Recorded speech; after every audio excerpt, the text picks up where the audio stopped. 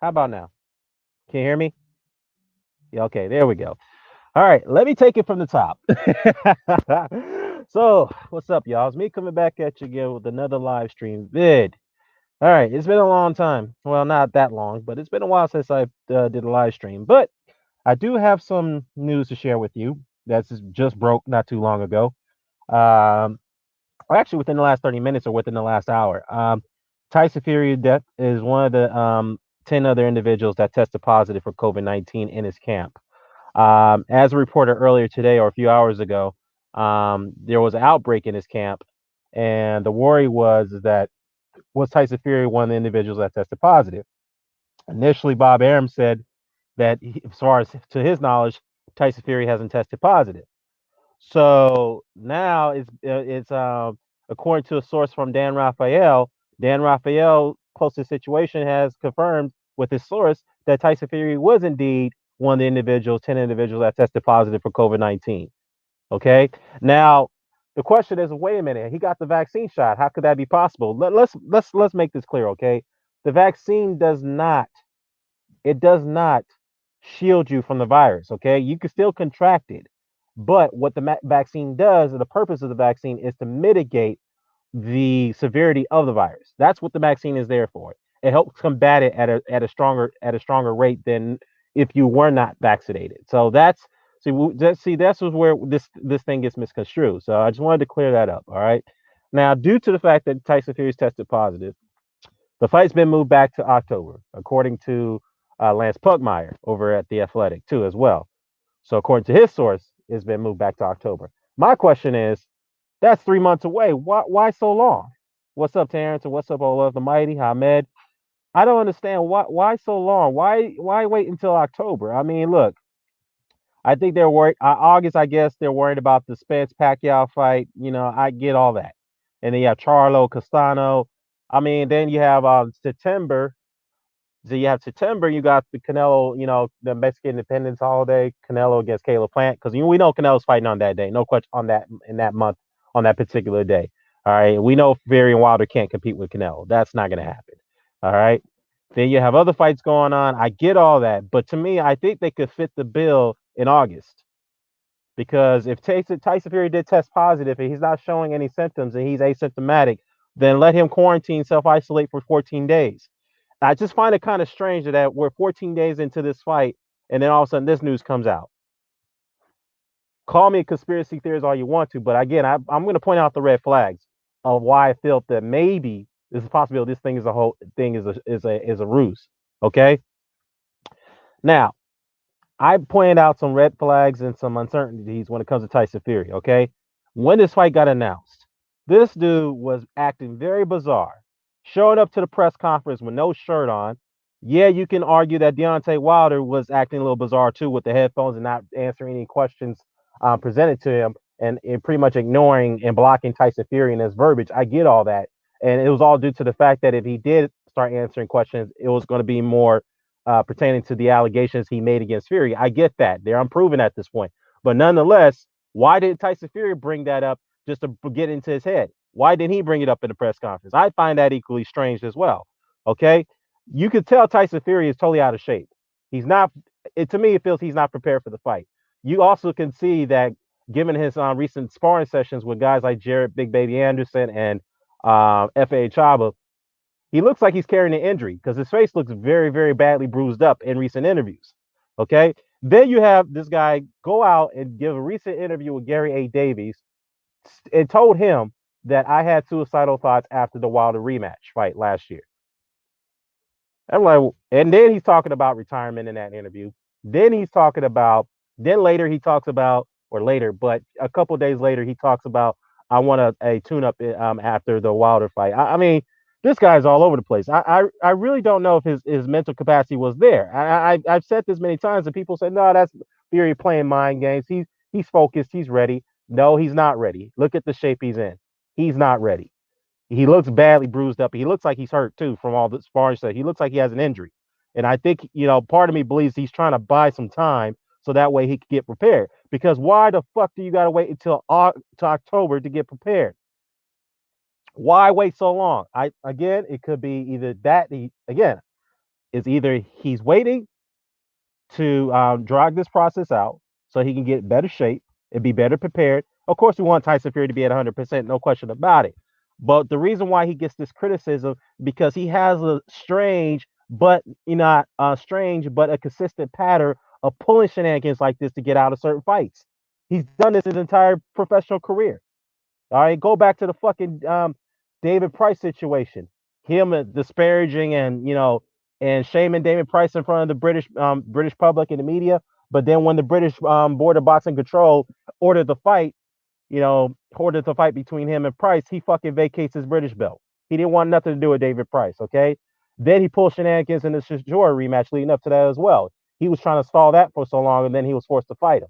Okay, so now you got, then you got the what else? The Usnov situation. He was complaining about he being set up. He thought there was a conspiracy against him to lose that fight. Then he pulls out the last minute. I know he cited the fact that his family, a family relative of his had passed away.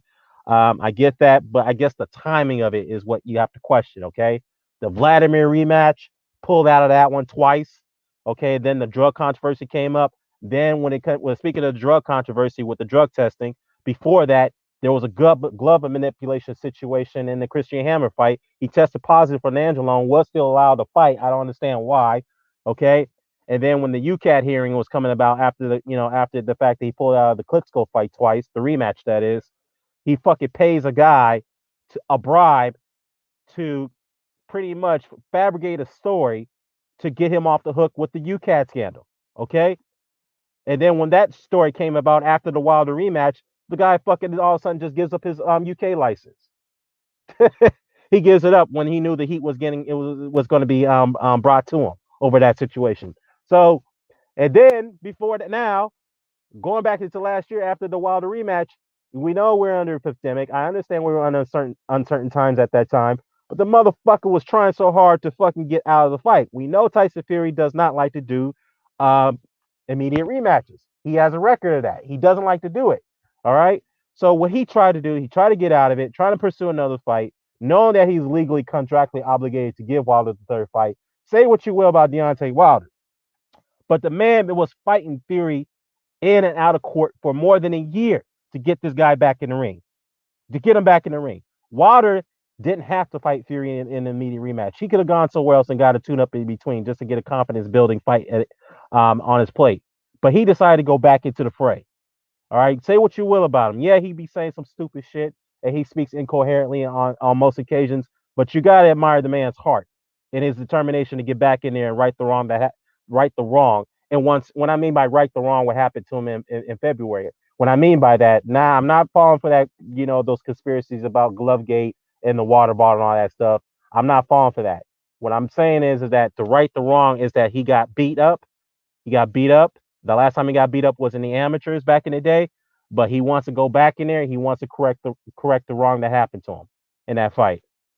You got to respect the man for that, okay? Regardless of the shit that he says. Wilder doesn't have a reputation of fucking pulling out of fucking fights. He doesn't do that. He doesn't have that reputation. Whenever he signs on to a fight, he's obligated. He's very obligated to meet those the conditions for that fight. That's what he does. Anthony Joshua same goes for him as well with his consistency. But this motherfucking Tyson Fury, this guy right here. Look, you could be a Tyson Fury fan, but there at some point, sometime you cannot defend him. All right. Now, yeah, he tested positive for COVID. It's a genuine thing. But I know what people are gonna ask. Not Tyson Fury, Deontay Wilder and his team's probably gonna ask for proof of medical records of a positive result. They're gonna want to see it to see if Fury is even bluffing or he's trying to buy some time. But to me, why the fuck you gotta wait 3 months? I know people can say, well, look at the Povetkin situation. It took them 3 months after Povetkin tested positive when it was initially Dillian White, that is. The rematch was scheduled for November of last year. Then it got pushed back because Povetkin had tested positive for COVID. I get that.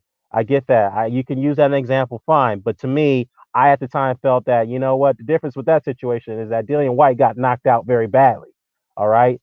And for him to go back in the fray like that against Povetkin, I thought that was equally dangerous because a knockout like that does take more than 3 months to recover from. Okay.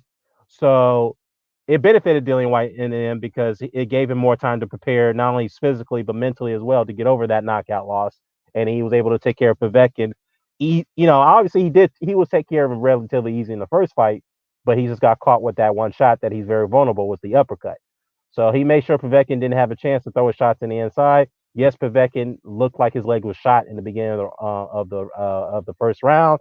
I guess the lingering effects of excuse me, the lingering effects of COVID may have plagued him in his performance in that rematch with Dillian White. You can say that, but anyways, I'm probably drifting off to the point here.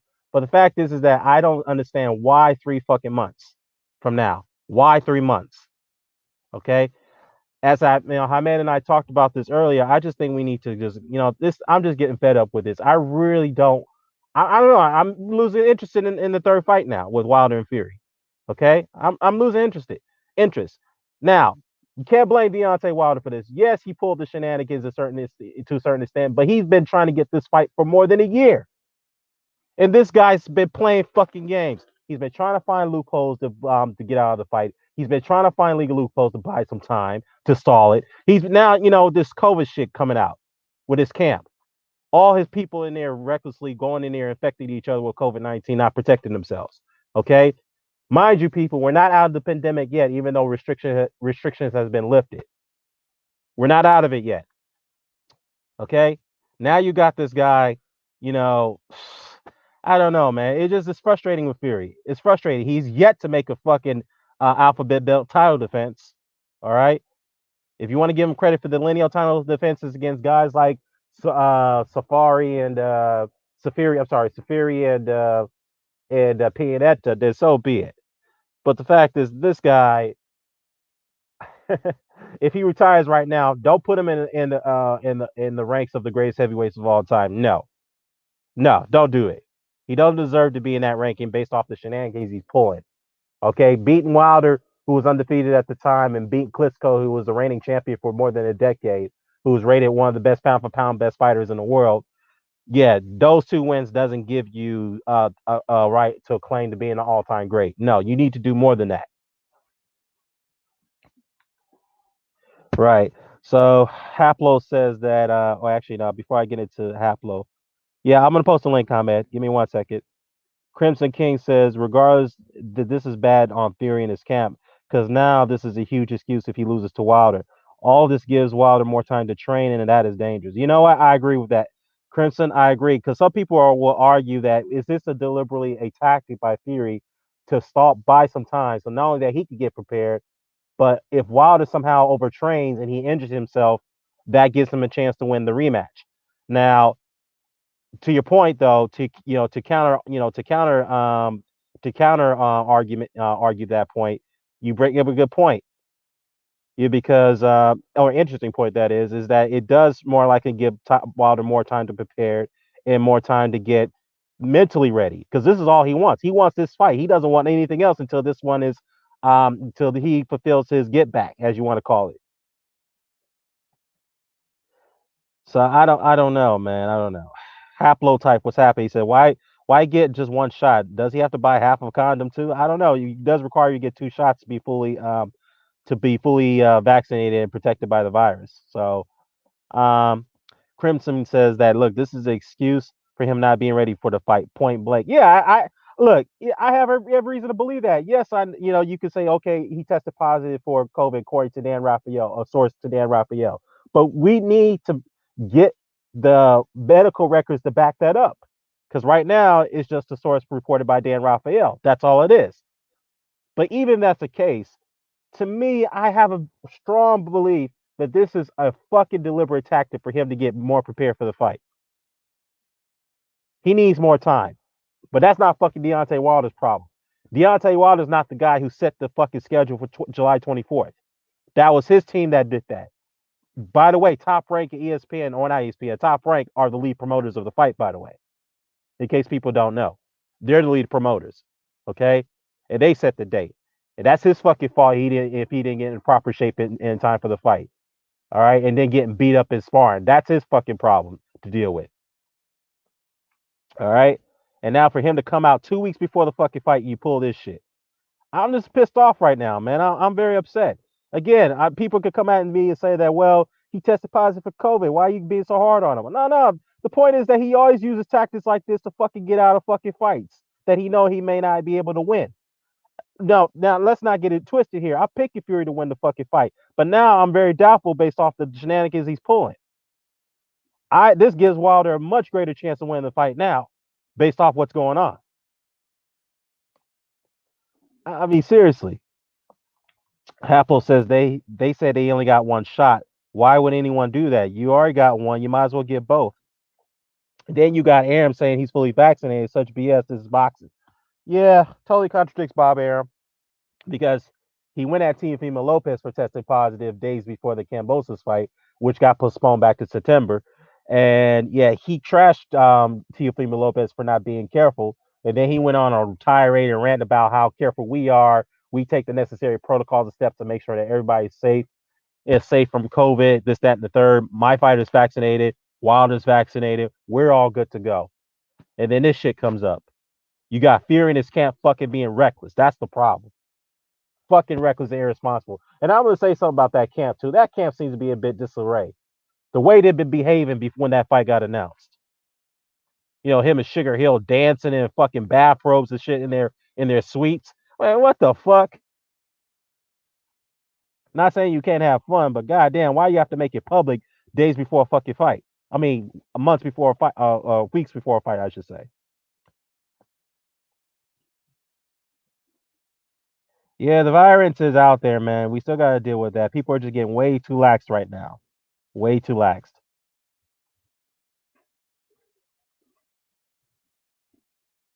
Yeah, yeah. Remember when Bob says that the pandemic was over? Yeah, yeah. Okay, yeah. If any, at this point, Bob Aaron, you know, it's hard to believe anything he says at this point. Anything he believes. Same thing with Tyson Fury, man. Same thing with him. Here he kind of is reminding me of Lopez. Well, you know what? With Teofimo Lopez, I don't believe he tested positive for COVID because he was spotted somewhere in Italy on vacation days after he tested positive. I mean, I don't know if that rumor is true, but that's been what's been going around. And to me, I think what happened is and what happened was is that I think as George Gambosa said, he doesn't think that Lopez is going to be ready for the fight because he said he's struggling to make the weight. And as soon as Cambosa said that, the fight gets postponed. All of a sudden, that Lopez comes out. All of a sudden, the story comes out that he tested positive for COVID-19. That was literally 2 3 days or 2 3 days before Cambosa's put out that statement that he doesn't think Lopez is going to be ready for the fight. So yeah, Bruce Leroy, the real McCoy. Damn, you crying about Wilder getting beat? Of course not. I'm pissed off that Fury and his fucking team delayed the fucking fight. I just want this shit to be over with. I just really want this trilogy to end. I don't care who wins at this point. Do I want Wilder to win? Absolutely. But if he loses, so what? It moves on, man. Many of my favorite fighters lost fights. I move on. Boxing's bigger than what fucking one fighter. Out that or two fighters, three fighters, four, whatever. It's bigger than my favorite fighter. Plain and simple. But yeah, I'm just like very upset and pissed off with what's transpired in the last 7 hours now, 8 hours.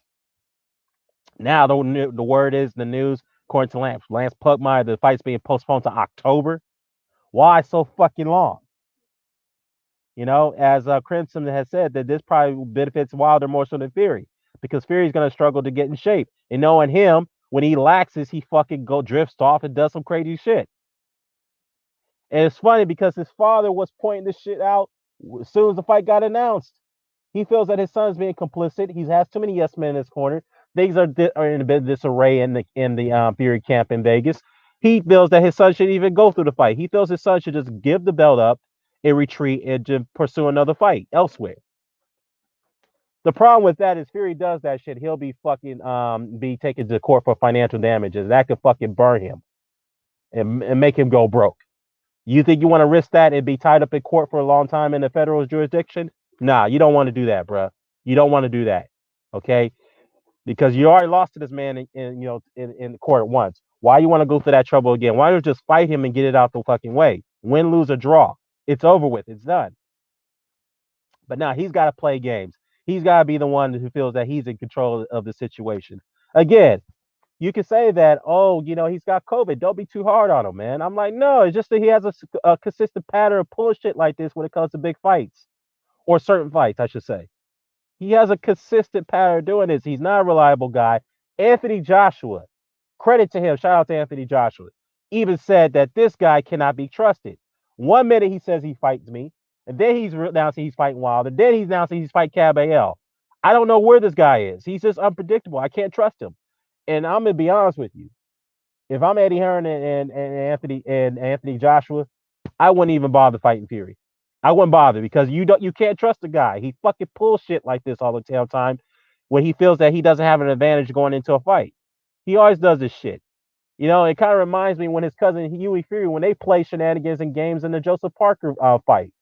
When that fight first got announced, Parker's team won the purse bid to host a fight in New Zealand. Remember this?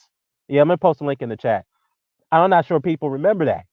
Yeah, they won the purse bid on Parker's team with Duco Events. They won it. And then next you know, fucking Huey Fury pulls out of the fucking fight as soon as he lost the purse bid because they felt that they weren't going to get any type of advantages going into that fight in New Zealand. Fair enough. All right. So they pushed it back. But somehow, some way, they play politics, got the fight to go overseas. We're in the UK in the backyard. Of course, they had to overpay Joseph Parker to do that, but that's what they did. So as soon as they did that, they go over there, fight Parker, and Huey Fury fought a very, very, very negative fight. Very, very negative fight. To me, if you want to talk about running, that guy was literally running away from Parker. And I can see why Parker got the decision because no fucking judge is going to give you the decision based off that performance. No fucking way. All right. And the Furies thought that they were going to get a hometown decision, and boy, they were fucking wrong, and they were pissed off about it too. To them, Mick Hennessy, all of them. John Fury obviously talking about political bastards screwed my fucking my nephew. All right, whatever, dog. You guys played games in that situation with Parker, and you got what you deserve. That's all I got to say about that one. But let me go ahead and give this link out. I know Hamed's waiting for it. All right, let me post it in the chat.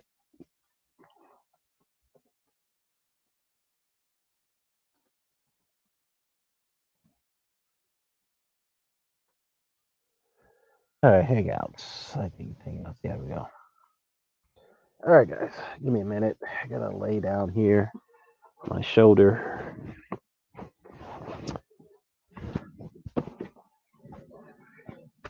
Let's see. Man says Kobe. Okay.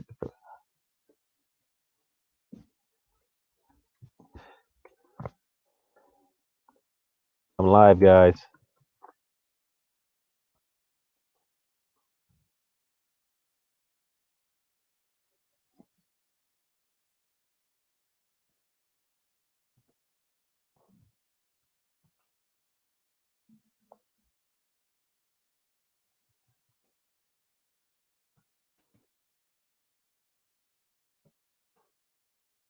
And last but not least, EJ. So let's hope EJ come on.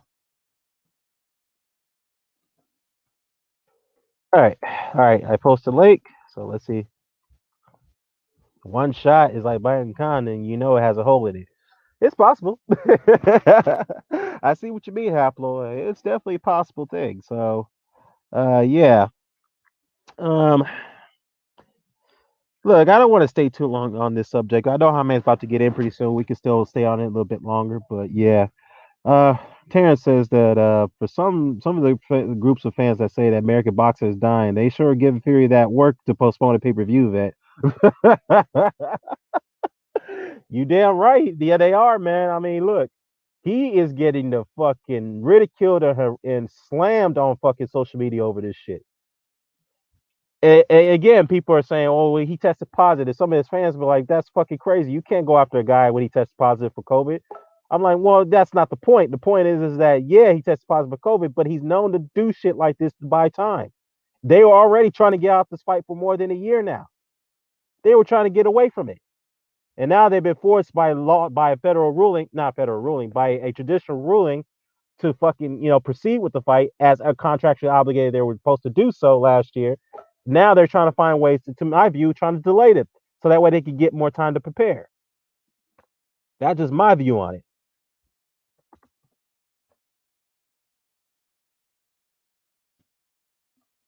Yeah, man. I mean, look, you can say what you want about Deontay Wilder, but he don't pull shit like this when it comes to certain, when it comes to signing on to a fucking fight. He doesn't do that.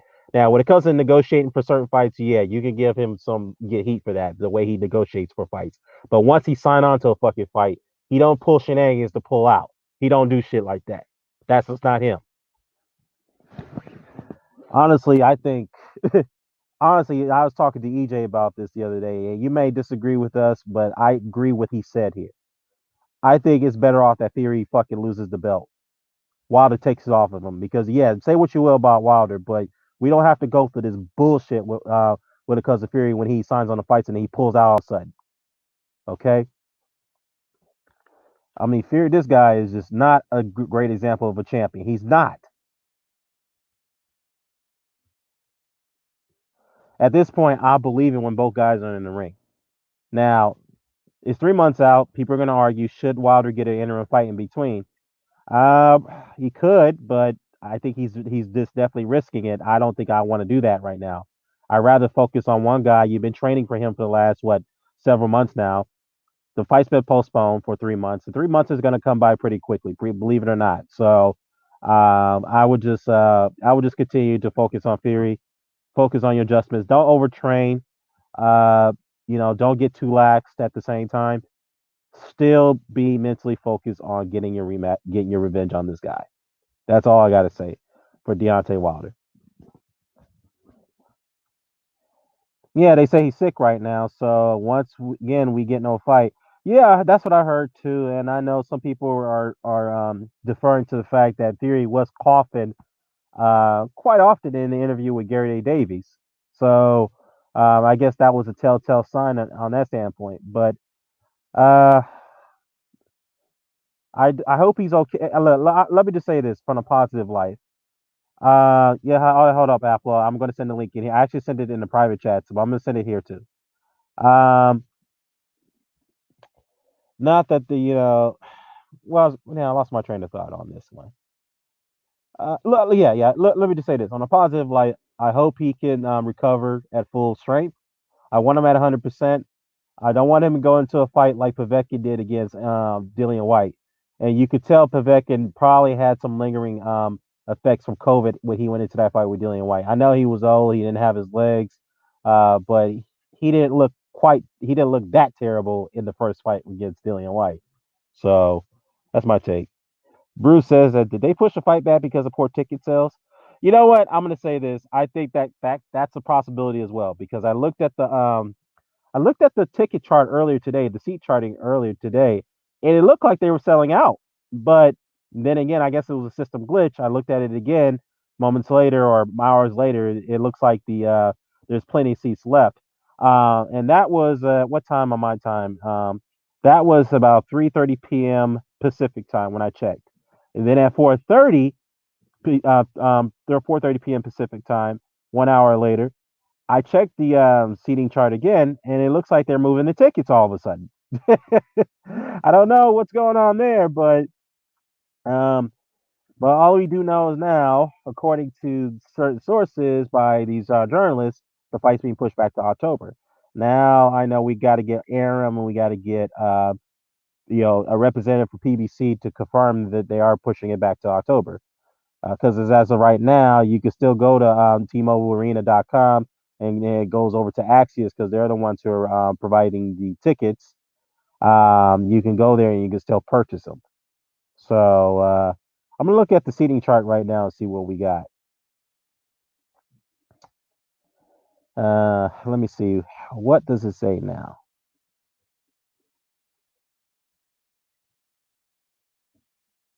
All right, so we're looking at this, right? Let me go ahead and share my screen real quickly. Give me 1 minute. Let me do it by share screen.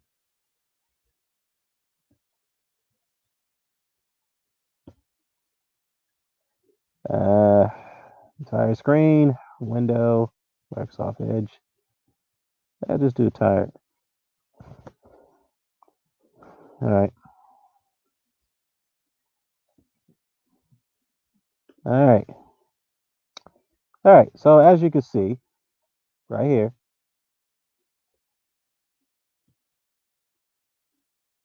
all right. So if you go right here, so as you can see, those are the current seats right now in blue. The red seats are tickets that were purchased, but they're being marked up at a secondary price, so they're being resold. So let's look here because I think it looks like the seating looks like the same from 4:30 because at 3:30 there was a lot more seats than this, believe it or not. But now all of a sudden at 4:30 p.m., 1 hour between, the tickets were starting to move a bit. So, but there are still plenty of seats left. Um, if you ask me, what's the capacity of T-Mobile Arena? 20,000, 19,000. I believe that's the capacity. Let me go, but let me check on that. Yeah, the capacity is probably 19, 20,000. Let me check.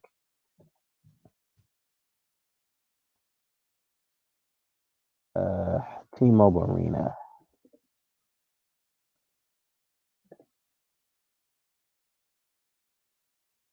All right, so the capacity for a boxing event is 20,000. For MMA and boxing, 20,000. So if you, if I had to take a good guess, um, it looks like they have about a good, I would say a good 4,000 seat. Let's say about 3 to 4,000 seats left, tickets to be sold here. So that's what it looks like to me. It could be a little bit more than that. Um, yeah. So yeah, it looks like they got 3,000 seats left from the looks of it. Or 4,000. Actually, let me go back. Let me go up. Hold on. All right, let's go back here. Yeah, so it looks like they got a good 4,000 seats left out of a 20,000 capacity. So 16,000 tickets are sold, 4,000 left to be sold from the looks of it. It could be 15,000. So, like I said, though, they're definitely in the single digits, well, single thousand digits, I should say. So they got a good plenty of tickets that need to move. Uh, let's just say the tickets are not selling as fast as they thought they would. Now, that could be a possibility why the fight's being postponed. They just don't want to say that. All right, so I'm gonna go ahead and stop sharing my screen, and let me get haplotype. I'm gonna put the link in the chat. There you go. So anybody want to hop on, they can hop on. This yeah, pisses me off. So Fury and Wilder would not have fought for nearly 2 years. Yeah, the way things are going, man, this will be almost 2 years now. If it goes into October, that's wow, shit. If it goes into October, that is 1 year and 18 months, I believe. Yeah, 1 year and no, 1 year and 8 months. I'm sorry, 1 year and 8 months. So that's nearly 2 years. Wow. In theory, if he loses that fight, he can't complain about inactivity because Wilder is fucking equally inactive as he was. So he has no excuse right there if he fucking loses the fight. He can't complain about inactivity. He can't complain about not being, getting prepared on time. He had more time to prepare for this fucking fight. Yeah, let me see. 19 months. Let me see. They fought in February last year. Technically, yeah, if you count the 10th of October and you subtract that from February, technically that is 9 months. Yeah. So that's so in other words, even though the true number would be 8, but if you include the other days in that month of October, that equals to 19 equals to 9, so that is 19 months. That's correct. 19 months. That's 5 months away from being 2 years. Wow. Like I said, if he fucking loses that fight, he can't fucking complain and bitch about inactivity or not having enough time to prepare. He had much time to prepare, and his opponent was equally inactive. So no fucking excuses there. And no excuses for Wilder too if he fucking loses too. I mean, I want this thing to end like now. That's how bad I'm pissed off about it. Because I think we need to move on from Fury and Wilder at this point. because this, to Hamed, credit to Hamed, I agree. This whole shenanigans between Wilder, Fury, then you got Joshua Usyk. Why that fight hasn't been announced yet? What the fuck is going on with that one? I know they penciled it in for September 25th, but I mean, Alexander Usyk's promoter just came out not too long ago, said that, hey, that we're still working out the logistics of the contract and we're waiting for Team Joshua. So I don't know what's going on there with that one. So I mean, this whole situation between Joshua Fury for the most part is holding up the division, and I'm getting pissed off about it. What's up, Ahmed? Yes, Dan. Yeah. Hey, how you doing, man? Hey, Could yeah, you hear you me? What's it? okay? No problem. Could you hear me? Could you hear me? Yeah, yeah, much better. Give me 1 minute. I need to Well, jump off because I've gone through Hangouts, and if you jump off, then oh, you won't be able to hear me. Give me 1 sec. okay. Yeah. All right. Hamed will come back in shortly. Wilder might overtrain with all that extra time. Yeah, I know. I think that's what me personally, it's possible that Fury's banking on that. He wants the man to overtrain, overextend himself so that way he can go into the fight injured like the last fight. And let's be real. Let's put this aside here. Let's put away the water spiking allegedly, the costume and the what else? The glove situation with Tyson Fury. Let's put that aside for a second. And let's observe the situation for what we really saw before the opening bell. Deontay Wilder looked like he was off. He didn't look well. He kept blinking, and he looked gassed in that first round. He didn't have his legs underneath him before he got put down in the third round. Something was off with him.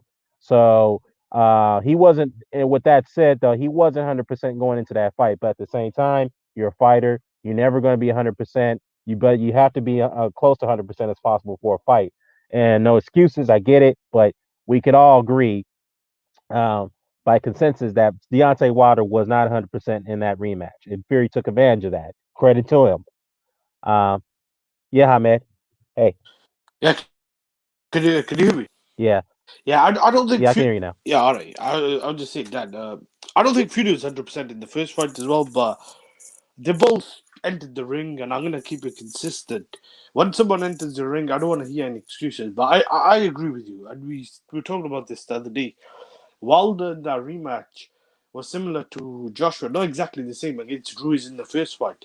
I Right, think something may have been wrong, but at the same time, once you get in the ring and it's a big fight, if you're gonna go in there, then I can't really play you a violin. But I right, agree. There was something to his legs looked off, and he was off balance from the second or first round on. But yeah, regarding this situation, I just can't see how anyone could defend Tyson Fury. I was just listening to D Styles, and they had like a full panel about 9 people, yeah, and Amilcar was kind of one of the few that had a difference of opinion. But he made some good points, and I agree what he was saying. But at the same time, Fury, I disagree a bit. I think Fury deserves majority of the blame, even if his team and the promotion messed up. Because as a champion, or if it's a big fight, as a big, as a big draw in boxing or whatever, a right, big superstar in boxing, big name.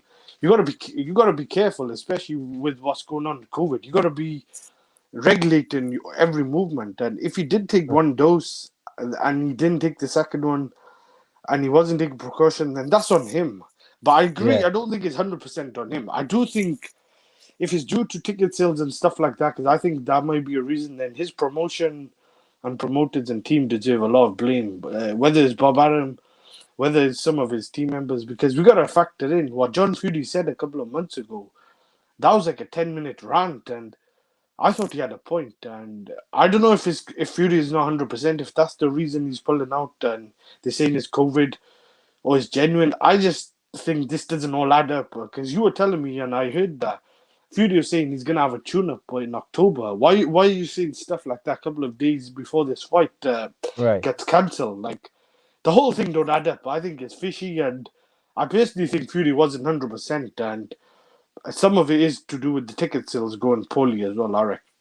Which Yeah, is it's a correlation of everything. But get to your point though, people are trying to defend Fury on this. I mean, look, the problem is that this is a one-off. I get it. You can defend him, all right? But this has been going on for years. For Yeah, 12, 13 years, this man has been fucking playing games with in his career with his opponents, pulling out of fights, dropping belts because he refuses to fight a certain mandatory, and then he wants to pay bribes for a witness to lie about by a drug testing scandal and investigation against him.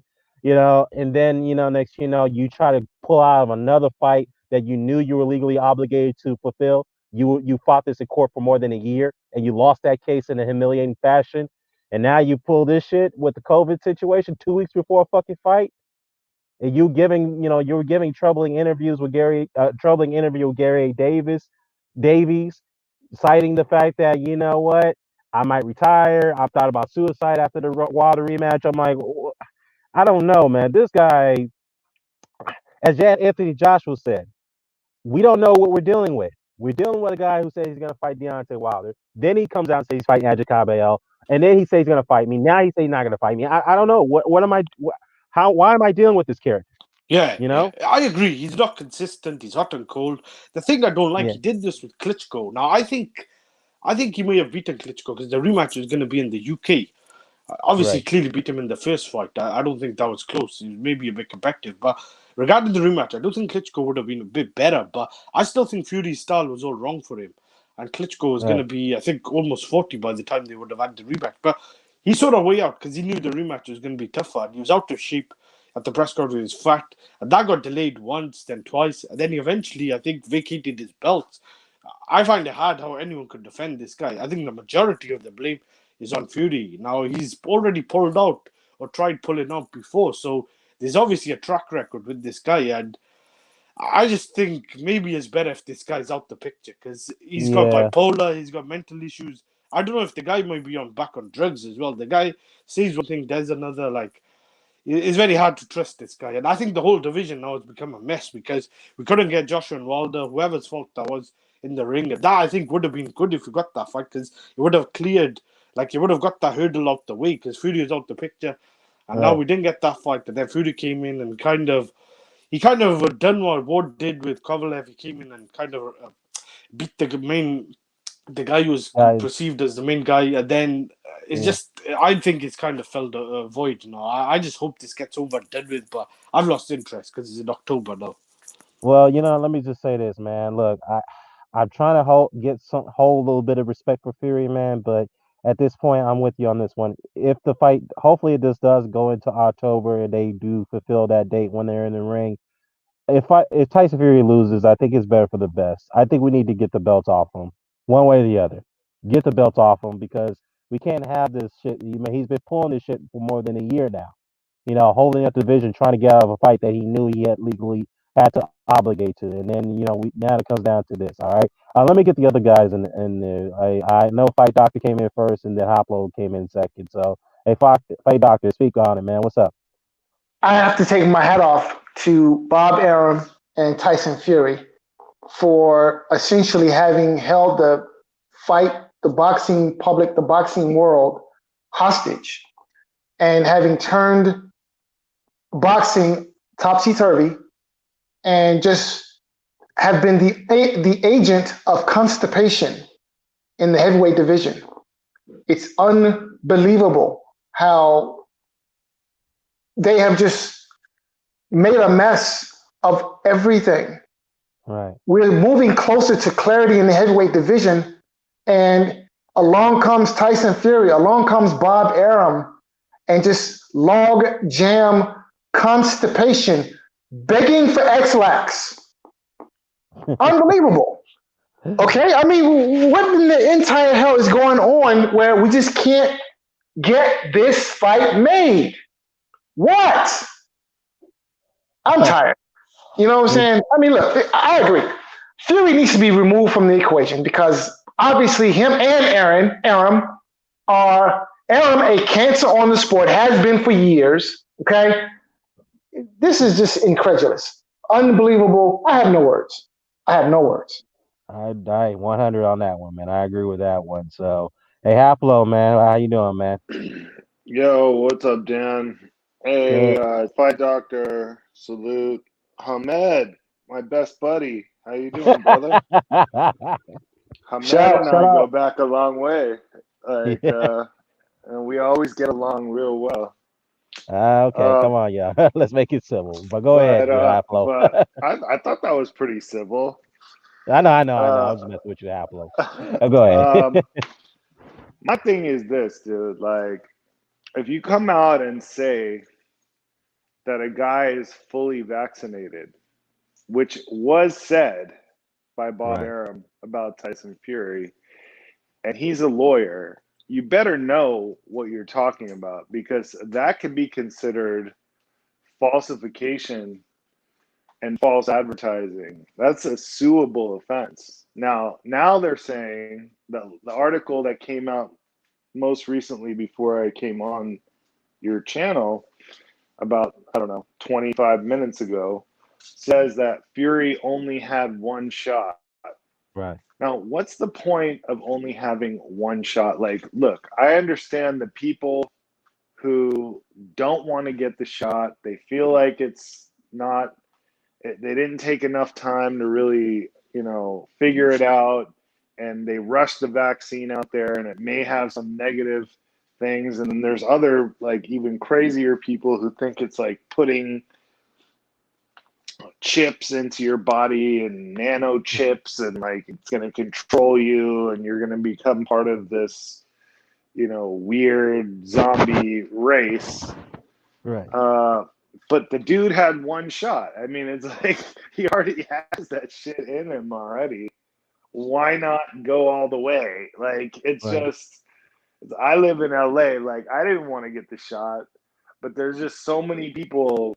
I had confrontations with people who are just like coming up to me and just talking in my face with nothing. And I would be like, dude, step back. I Yeah. almost got in a fight a couple times. And it was like, oh, well, dude, I'm just going to go fucking get this shot. Like, screw it, man. Like, I don't know. I don't know, like, if it's good or bad or whatever, but I mean, it's a measure of protection. And Right. when you're in a sport like boxing where so many millions of dollars are riding on you, not whether you win or lose, but just even the fight happening, Right. why would you not get the other shot? It's just dumb. It just shows like a lack of respect for what you're doing in the sport. And unfortunately for what Fight Doctor and Hamed were saying, like, you can't just get rid of Fury. You can't. Right. He has that WBC and The lineal also and the ring. lineal, if you count the The, lineal coming from Vladimir and all that, and the if you ring count that, magazine. and Yeah, the if you Ring count the ring. magazine, you can't Yeah. just you can't just erase him. So someone's got to either beat the guy or he needs to retire, one or the other, for in order to get him out completely. And I don't see that happening. I don't see him retiring, and honestly, I don't see Wilder beating him in this third fight unless he's just back on drugs and this is all a big excuse. So, so, bro, it's just really frustrating as a boxing fan. Like, yeah, we all wanted the undisputed fight. I wanted the third fight at first, but then after so much time went by, I wanted the undisputed fight, and then a wrench got thrown into those gears, and Yeah. we ended up with this Wilder Fury fight. I was like, okay, fine, we'll take it. The Wilder Yeah. versus Fury 3 fight. Let's see what happens. Let's do it. Let's get it over with so we can move on to undisputed. And now here we go with another delay. And who knows how long they're going to delay it. And if there's going to be another arbitration. And if there's going to be another set of weird circumstances Well, that we're going to have to wait well, and wait and wait. yeah. It's Well, let me just say this, man, to interject, because if anybody's thinking that this is a deliberately a stall tactic for Fury to pull out of the fight completely, he's got another thing coming because he'll see his ass back to court again, and that will be drawn out. I don't think Yeah, he wants no, to go through that. there'll be another Yeah, arbitration, and we'll have 6 more yeah, months of, wondering what's going to happen. I just think it's sad, bro. Like, honestly, we could have had Wilder versus Joshua a few years ago. We could have had Undisputed already. We just, every time we get close to it, it just, everything falls apart. And Right. I blame, the fighters and the promoters, basically, because the sanctioning bodies seem to be okay with it. Right. So, like, which is unusual. Usually it's the sanctioning bodies that are fucking it up. But, That's you true. know, Well, the reason but why they were fucking it up in the past because they were always arguing over their lion's share on the sanctioning fees. Who gets more over who? You know what I mean? Yeah, that right. was just the argument there. But yeah, it just seems like we're so close with the Joshua Wilder thing. You can, at that point, initially, you could blame both fighters because Anthony Joshua admitted it himself, blame me and Wilder for why that fight didn't happen. And then, of course, Wilder later admitted that he turned down more money to fight Joshua to fight Fury. I mean, and then you got Fury playing games for more than a year with the Joshua situation. Probably knew that he wasn't going to fight him anyway, based off the way he was behaving in Bob Arum. And now, that fight got pulled out of the park for more than a year of trying to get that over the line. It just got swept under the rug over the arbitration, and people were pissed off over that. And of course, Ruiz. I know, to be fair, Andy Ruiz was talking about unifying Wilder when he beat um, Joshua, and then Joshua stepped in and said, "Oh, no, no, no, no! Don't think about fighting Wilder because if you do, you're gonna see me in court. You're obligated to fight me." So, look, the Yeah. fact is, Well, yeah, the fact, just to bring it to a conclusion real quick, then yeah, I'll let you guys cook. I feel like, you know, Fury is the guy who's holding everything up right now. yeah, yeah, I And on agree. both sides of it, with the Wilder fight and the Joshua fight, he's sort of in control. He knows he's in the catbird seat and he can do what he wants. And there's nothing that you can do without, barring the fact that he might retire and just relinquish everything that he has. There's nothing we can do about it. We just have to sit back and wait to see what happens with Fury. And that's very frustrating as a boxing fan. You want the guy to go in there, have the third fight that they scheduled, get it over with so we can move on to Undisputed, but we're just not going to get that. And, Yeah, as boxing fans, I think most of us are used to that over the years of how many fights we don't get. And I just think it's kind of sad. And I'll leave it at yeah, that. yeah. Good point, man. And the whole heavyweight division is in disarray. I know Usyk and Josh. I know you can't make this comparison, but the fact is that fight hasn't been announced yet. I don't Yeah, know why it's taking so long on that situation. yeah, Dan. I just Yeah, want to say this: the bad thing about this is not the fact that it's been delayed till October. I agree with what Haplo was saying and Fact Doctor and you. The bad thing is, I'm not sure if we're going to get the Undisputed fight next year. It may be pushed to the year after. Then we're going into that Mayweather Pacquiao territory where this could drag on for 5 years. I don't think this situation is as bad as what was happening with the whole Adonis Stevenson, Kovalev, and Ward. Like right. Stevenson had a problem where he couldn't leave Canada, and then he had the belt hostage. But it's not that bad. Like I think Wilder is willing to fight guys like Fury. He's shown he's fought him twice, and he'd probably be willing to fight Joshua down the line.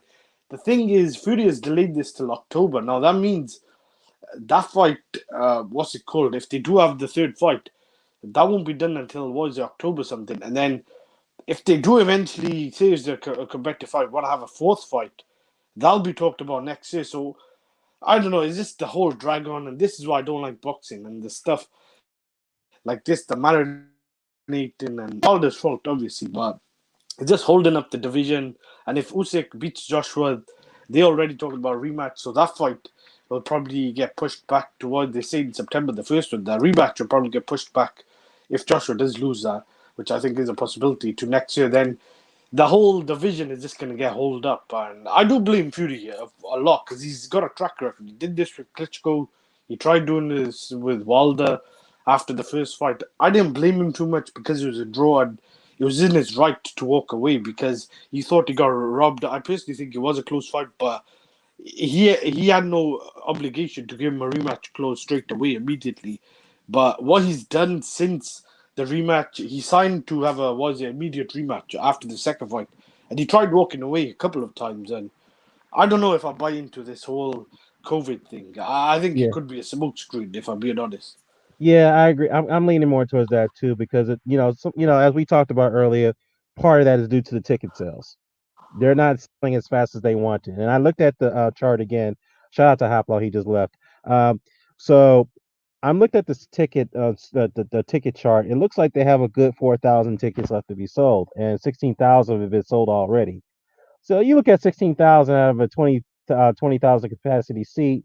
You can say that's not too bad, but again, you want to fill up the capacity because that's where the big money is at.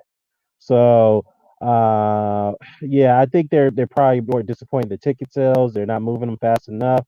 So, that's part of the reason why they're pushing it back. But I think the main reason is that I think Phil Fury's not fully prepared. I'm being honest. I don't think he's prepared. He's not in good shape. He's probably having an injury going into the fight. His father has been adamant about the fact that I don't think my son will be ready for this rematch.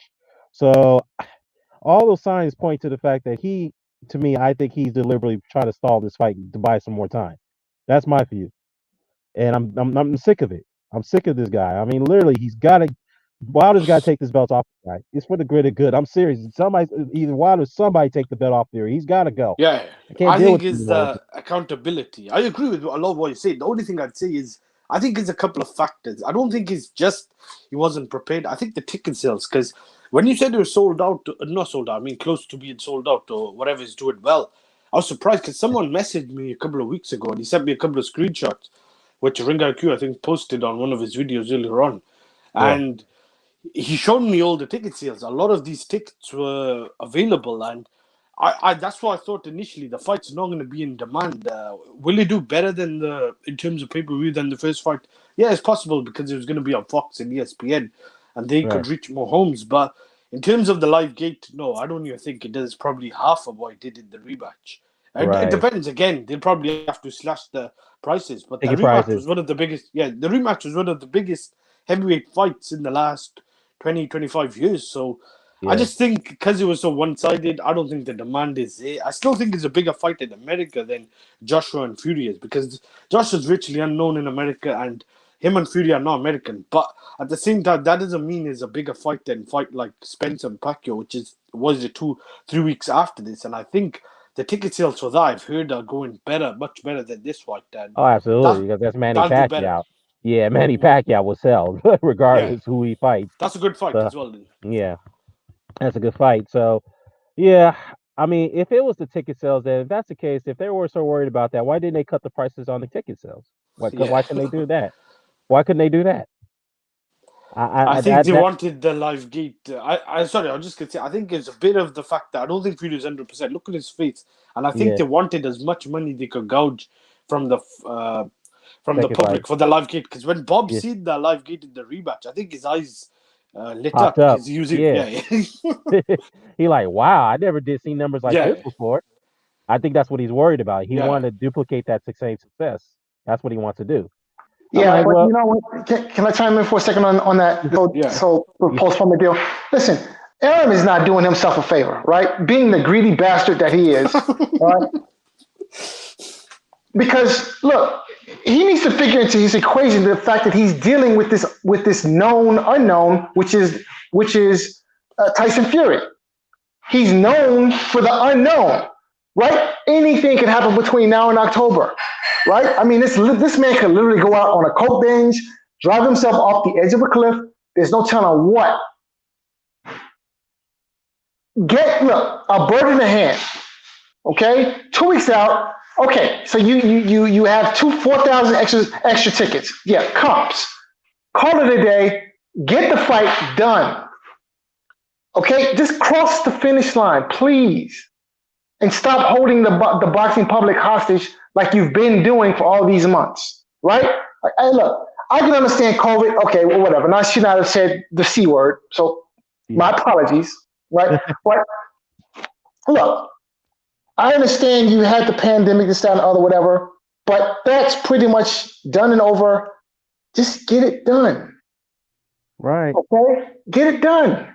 Cross the finish line. Let's have some clarity. Let's move towards some clarity instead of this constipated state that we're in right now.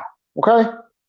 Right, I agree. And shout out to Percy in the chat, Percy Bedford. He's like, I'm tired of Fury and Wilder. Yeah, I mean, look, both guys have kind of played shenanigans for a long time now, but this is more on Fury because he and his promoter, Top Rank, are the ones who are the lead. They're the lead on this fight. They're the ones who organize the event. They get the particulars together. All PBC has to do is sign off on those particulars. That's all they're doing. And the fact is that Fury has been stalling this process since late last year. Late last year, he's been stalling, trying to find loopholes to get out of the fucking fight. And then next, with the court proceedings, he spent money trying to get, of lawyers to help him get out of that situation when he lost. He can't get back now. I mean, this guy, and now this shit comes up with the COVID situation. I just find it too convenient that 2 weeks out, this shit comes out.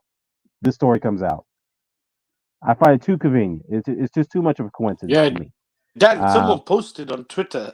Someone posted Fury will try and see a way out. But I'd like to know what you guys think about this. I didn't mean to cut you off because I just wanted to know what you think. it's okay. Did you think Wilder should have pursued a different? I know he wanted the belt and he wanted to get Fury in the rematch because he didn't feel 100%. Do you think Wilder should have went a different route because there's more than one belt, and if he worked his way into a mandatory challenger like Usyk did, I know one thing for sure: the WBC are slow with the mandatories, but the IBF are not, and the WBA and WBO are not as bad as the WBC or slow. If he worked his way into it, I think he would have made himself into a mandatory challenger where Joshua would have had no option, or whether or not Usyk, whoever had the belt, to fight Yeah, him. yeah, that's a possibility. He could have done that, but in Wilder, as crazy as he is and Yeah, delusional he may be, he's a very prideful man. yeah, He's a man full of pride. He feels that he feels that the wrong that was done to him, not in the sense of the out of the glove allegations and the water spiking. Let's put that aside. I'm not even on that. What I yeah. mean by the wrong that was done to him, how he lost that fight in the fashion he did, he feels he got something to prove and he wants to rewrite that wrong. That's what he feels he needs to do. He All doesn't right, all right. stick. Yeah, you see, his pride is like, fuck another fight. I want to get my get back. All Once I right, show that, yeah, let me backpedal then. Do you think he should have walked away after the first fight? Because after the first fight, he still got a draw. Whether or not people agree and disagree, I know a lot of people said there were question marks, whatever. But if he just went and took that zone deal or whatever the hell it was, he could have then fought Fury down the line, and he would have had virtually all the belts. He should have all the fought belts, whoever yeah, he wanted to yeah. How fight. many I you know broke it up? Fury went Yeah, go. away, but they still negotiated for a rematch in 2020. Still at the end. Right. Yeah, that's a good point. I think Wilder should have gone that route. He could have got the 3-fight deal. Beat Brazil. I think he would have beaten Joshua. Obviously, he would have beaten him based off the style, but based off the styles. Beat him twice. Get those out the way. The zone deal is up. You're not obligated to them anymore. Then fight Fury. They did fight him. That could have I that could have didn't. worked. I got cut off. What were you saying? Sorry, I didn't hear what you were No, no, saying. no. I said I agree to your point that yeah, after the first fight, Yeah, yeah, Wilder, yeah, of course Fury went his separate way, but Wilder could have took it. I yeah, know he fought Brazil, but he could at least taken the zone deal where he fought Brazil and Anthony Joshua twice and then fight Fury. I think he should have yeah, gone yeah, that route, but yeah. And he they, made him. Joshua would not fought Ruiz because they offered Wilder Yeah, an April something date at Wembley. Now I know he didn't want to travel to fight, but I think that was a winnable fight even if they fought on the moon because Joshua is not Fury. They fight completely different. That would have been yeah, a fight suited to his style. It would have been whoever lands first. I know Josh was a bigger puncher, but Wilder just would have needed to detonate his right hand. And I think the WBC would not have pushed for the mandatory because that would have been for undisputed, and we know that unification is from mandatory. So Brazil right. probably would not even been in the way, but he wanted to try and prove guys like Andre Ward wrong, which I get he wanted to, but I think down the line he should have just walked away and took it down the line, the fight with Fury, the Well, yeah. rematch. See, Wilder feels. Yeah, that's my whole point. Wilder always feels he's got something to prove since he's got Yeah, many detractors against. He didn't have to take that. Like I said earlier at the top of this live stream, the podcast. I mm, said that say what you will about him. This man did not have to go after the third the immediate rematch after that's what he took. He didn't have to yeah, do it. He could have walked away from it and said, you know what, I can't do it. I'm not gonna go through this. I got beat comprehensively. I'm not gonna be ready in time. mentally. I may need some time to get over that loss, and then I might fight Fury down the line if he doesn't retire. But he decided to go back into the fray, Hmm. and I'm like, okay, prideful man, but I think it's a mistake. But then, of Yeah, course, that's not his fault.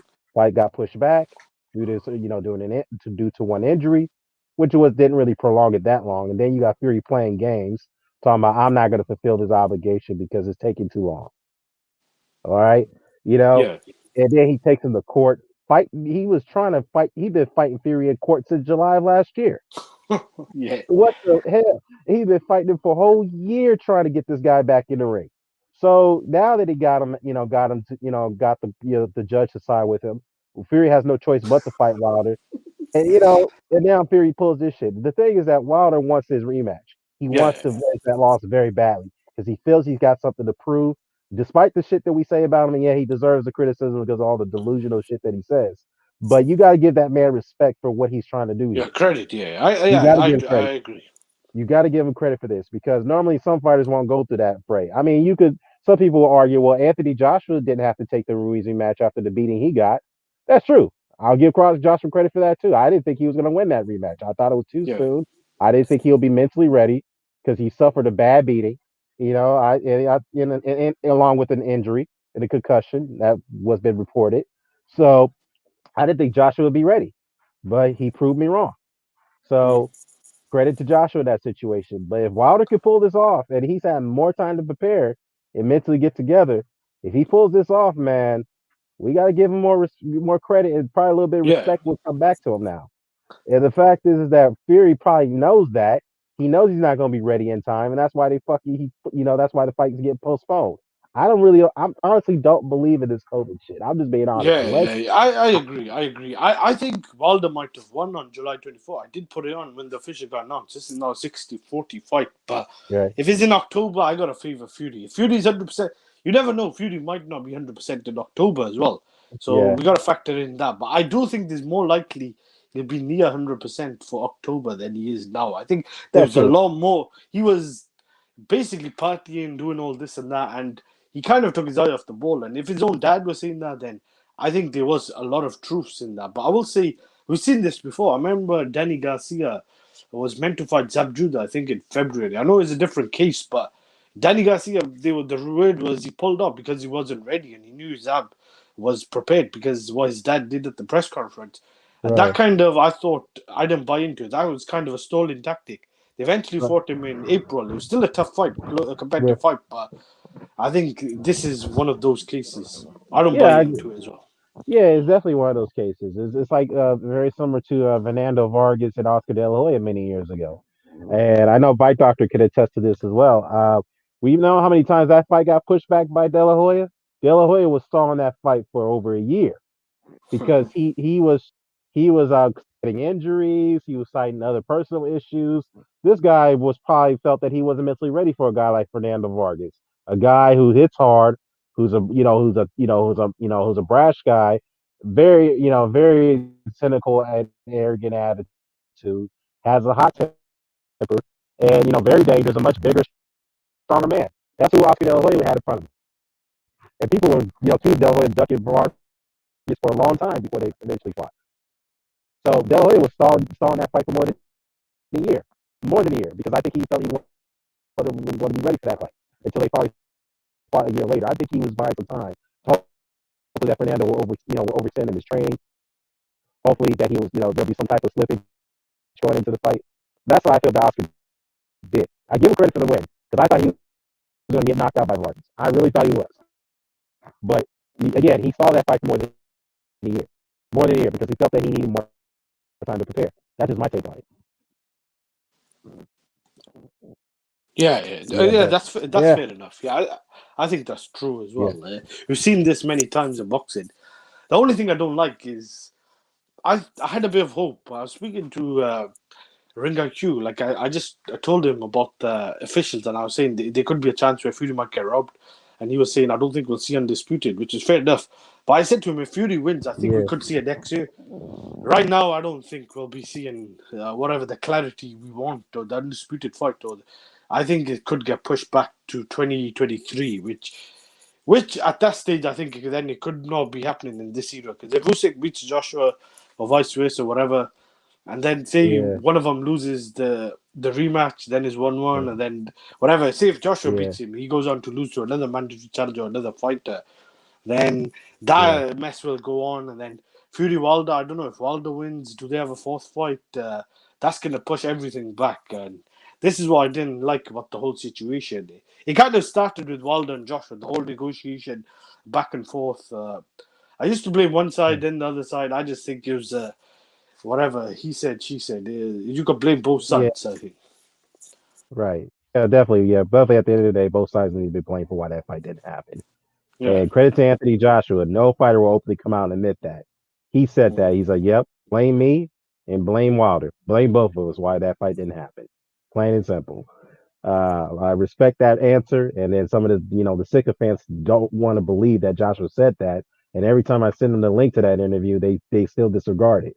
So, Yeah, anyways, yeah, they go on and do the whataboutism where they start talking about Wilder turning this and that. That's not the issue. The issue is you could blame both sides for when they both become champions. I think both sides are to blame each year. Like I think Steve Buds was saying, both those guys were in possession of the title at the same time for a number of years. I know Wilder became champion 1 year earlier, but yeah, those were the two longest belt holders at the same time since I think the Klitschko's retired, and right. we should have got that fight. But nonetheless, after that happened, this whole Wilder Fury situation, I think, could have been avoided after was it 1 or 2 fights. I personally think after the first fight, we didn't really need to see that fight immediately, or even if it was the year after. I think we should have maybe have seen Fury or Wilder, one of them, try and fight Joshua, and Fury went his way and Wilder went his way. I get it because they wanted to try and get that rematch. But after Fury did that shit, it's just a pattern. You are right. He's done this with David Price when he had the belt, the British Yeah, title. He threw that way. He did this with Klitschko. I think some of it may be down to what happened with him and David Hay, but right. you can't blame what happened then now on Hay. Like this is all Fury now. He's calling the shots and he has to take accountability. Right. Yeah, totally. Yeah, point well taken on that one, man. I'm looking at some of the comments on boxing scene about this story about Tyson Fury testing positive. Some guy, a Fury fanatic, talking Yeah. about, yeah, you can hear the Wilder delusional screen, delusional fan base calling this thing a conspiracy that Fury's ducking Wilder. Sorry, but watch the last fight and come back and tell me the winner of that fight and who's afraid of the loser. He lost every minute of that round. He was bullied and he like along the way like a punk. Can't wait for it. I'm like, well, that's not the fucking point, dummy. The point is that your guy after the rematch was playing all fucking games and shenanigans and not giving him a third fight. In Yeah. case you missed, they had to go to court to settle that. Fury lost that case in a humiliating fashion, spending all that money and trouble just to get out of a fight, that he was obligated to take. And now he pulls this shit with the COVID-19 2 weeks before a fucking fight. Of course he Yeah. needs to be ridiculed for this. Of course he needs to be accused for ducking because that's what it seems. It seems like based off his body language, his attitude, his approach, the way he's been training, the way he's looked, the guy looks out of shape and he looks injured. He Yeah. doesn't look like he's fully prepared. That's what this shit is all about. And I think, in my view, that's what it is. This shit is being postponed because he needs more time to prepare. Yeah, yeah, That's just my I agree with you. No one is saying he's ducking Wilder like the Klitschko yeah. fight, but there is a difference. Someone could duck a rematch than the actual fighter. We all know he's fought him twice, so he's not scared of him. No one is saying that, but he was trying to find a way out of the third fight, like you said, because he was Yeah. trying to fight Caballel in last December, and against Klitschko, he tried moving out of that date. He tried pushing it back, delaying it. In the end, it came to an option where he had to throw away the belts and. I'm not sure I'd buy that whole mental case. At I that don't time, I either. thought, yeah, Yeah, I really don't buy that either. I mean, come on. I mean, I really don't buy it. I think that the timing when all that was coming out, he knew the UCAT case was going to hit him hard, and he needed a yeah, way out. That was part of it, and I know that was part of it. And obviously, UCAT wasn't going to stop him from fighting Klitschko. I don't think that their case was going to prevent that fight from happening. But I guess yeah, given the fact that they were going to bring the case against him, and given the fact that Klitschko was going to make some adjustments, he'll be more prepared and focused in that fight. He probably knew what was coming ahead of him, and the fact that he was totally out of shape for that rematch. We know Yeah, that, worse. and Yeah, he was worse. yeah, he was worse in shape then than he is now. So he knew that was coming. He found a way to get out of it. I'm just being honest. Mm. Brown, good. What's good in the chat? Brown gone. So yeah, these dudes, man. I mean, look, you could be a Tyson Fury fan, but dude, for Jesus Christ, man, call him out on this one, man. Please. Yeah, If that's this was true. Deontay Wilder, trust me, I'll be lacing in on him on this. I'm like, what the fuck, man? You got the fight, and now you recklessly catch. I mean, I don't know, man. Do Well, you to be fair, reckon? Can I'm I sorry, just go ahead. say? I was just gonna say, do you reckon Joshua then deserves credit because he was trying to rematch Klitschko? Klitschko decided to retire. He did take the rematch with Ruiz. I don't like the whole A side, the way the A side the hell out of the challenges. Like the guys like Dylan White turned down the fight. Wilder, Yeah, that was an issue. What they did with Joseph Parker, the one way rematch coach. But at the same time, Joshua himself, I'm not talking about his team. He has tried to fight the best guys in the division. He's fought the most top 10 guys, and at the same time, he's been consistently fighting the top guys since the Charles Martin fight. I think the only guy I didn't like he fought was Eric Molina. Apart from right. that, you could argue he's been consistent and he's honored whatever rematch closes or Yeah, whatever he's taken them. yeah. That's the thing you can say about Anthony Joshua. He's also prideful, but very. He's an honorable guy. Yeah, He's an honorable guy. He believes in commitment, and that's what he's about. He's a guy who he believes in fulfilling his obligations. He's consistent. He's consistent in doing that. So you got to give Joshua full praise and respect, man. I know he gets flack for certain things he does, especially with the A side tactics that him and his team use against opponents. I get that. We definitely got to call that out. But at the same time, he is consistent on trying to fight the best in his yeah, division. He deserves a lot of praise, a lot of respect for that. And again, I go back to the interview he gave with the Breakfast Club about the Wilder fallout. He said, "Look, don't blame Wilder, blame me too." hmm. I was like, Yeah. "Wow, That's fair. that was fair." I was like, "No, I never recall a fighter ever say something like that in public."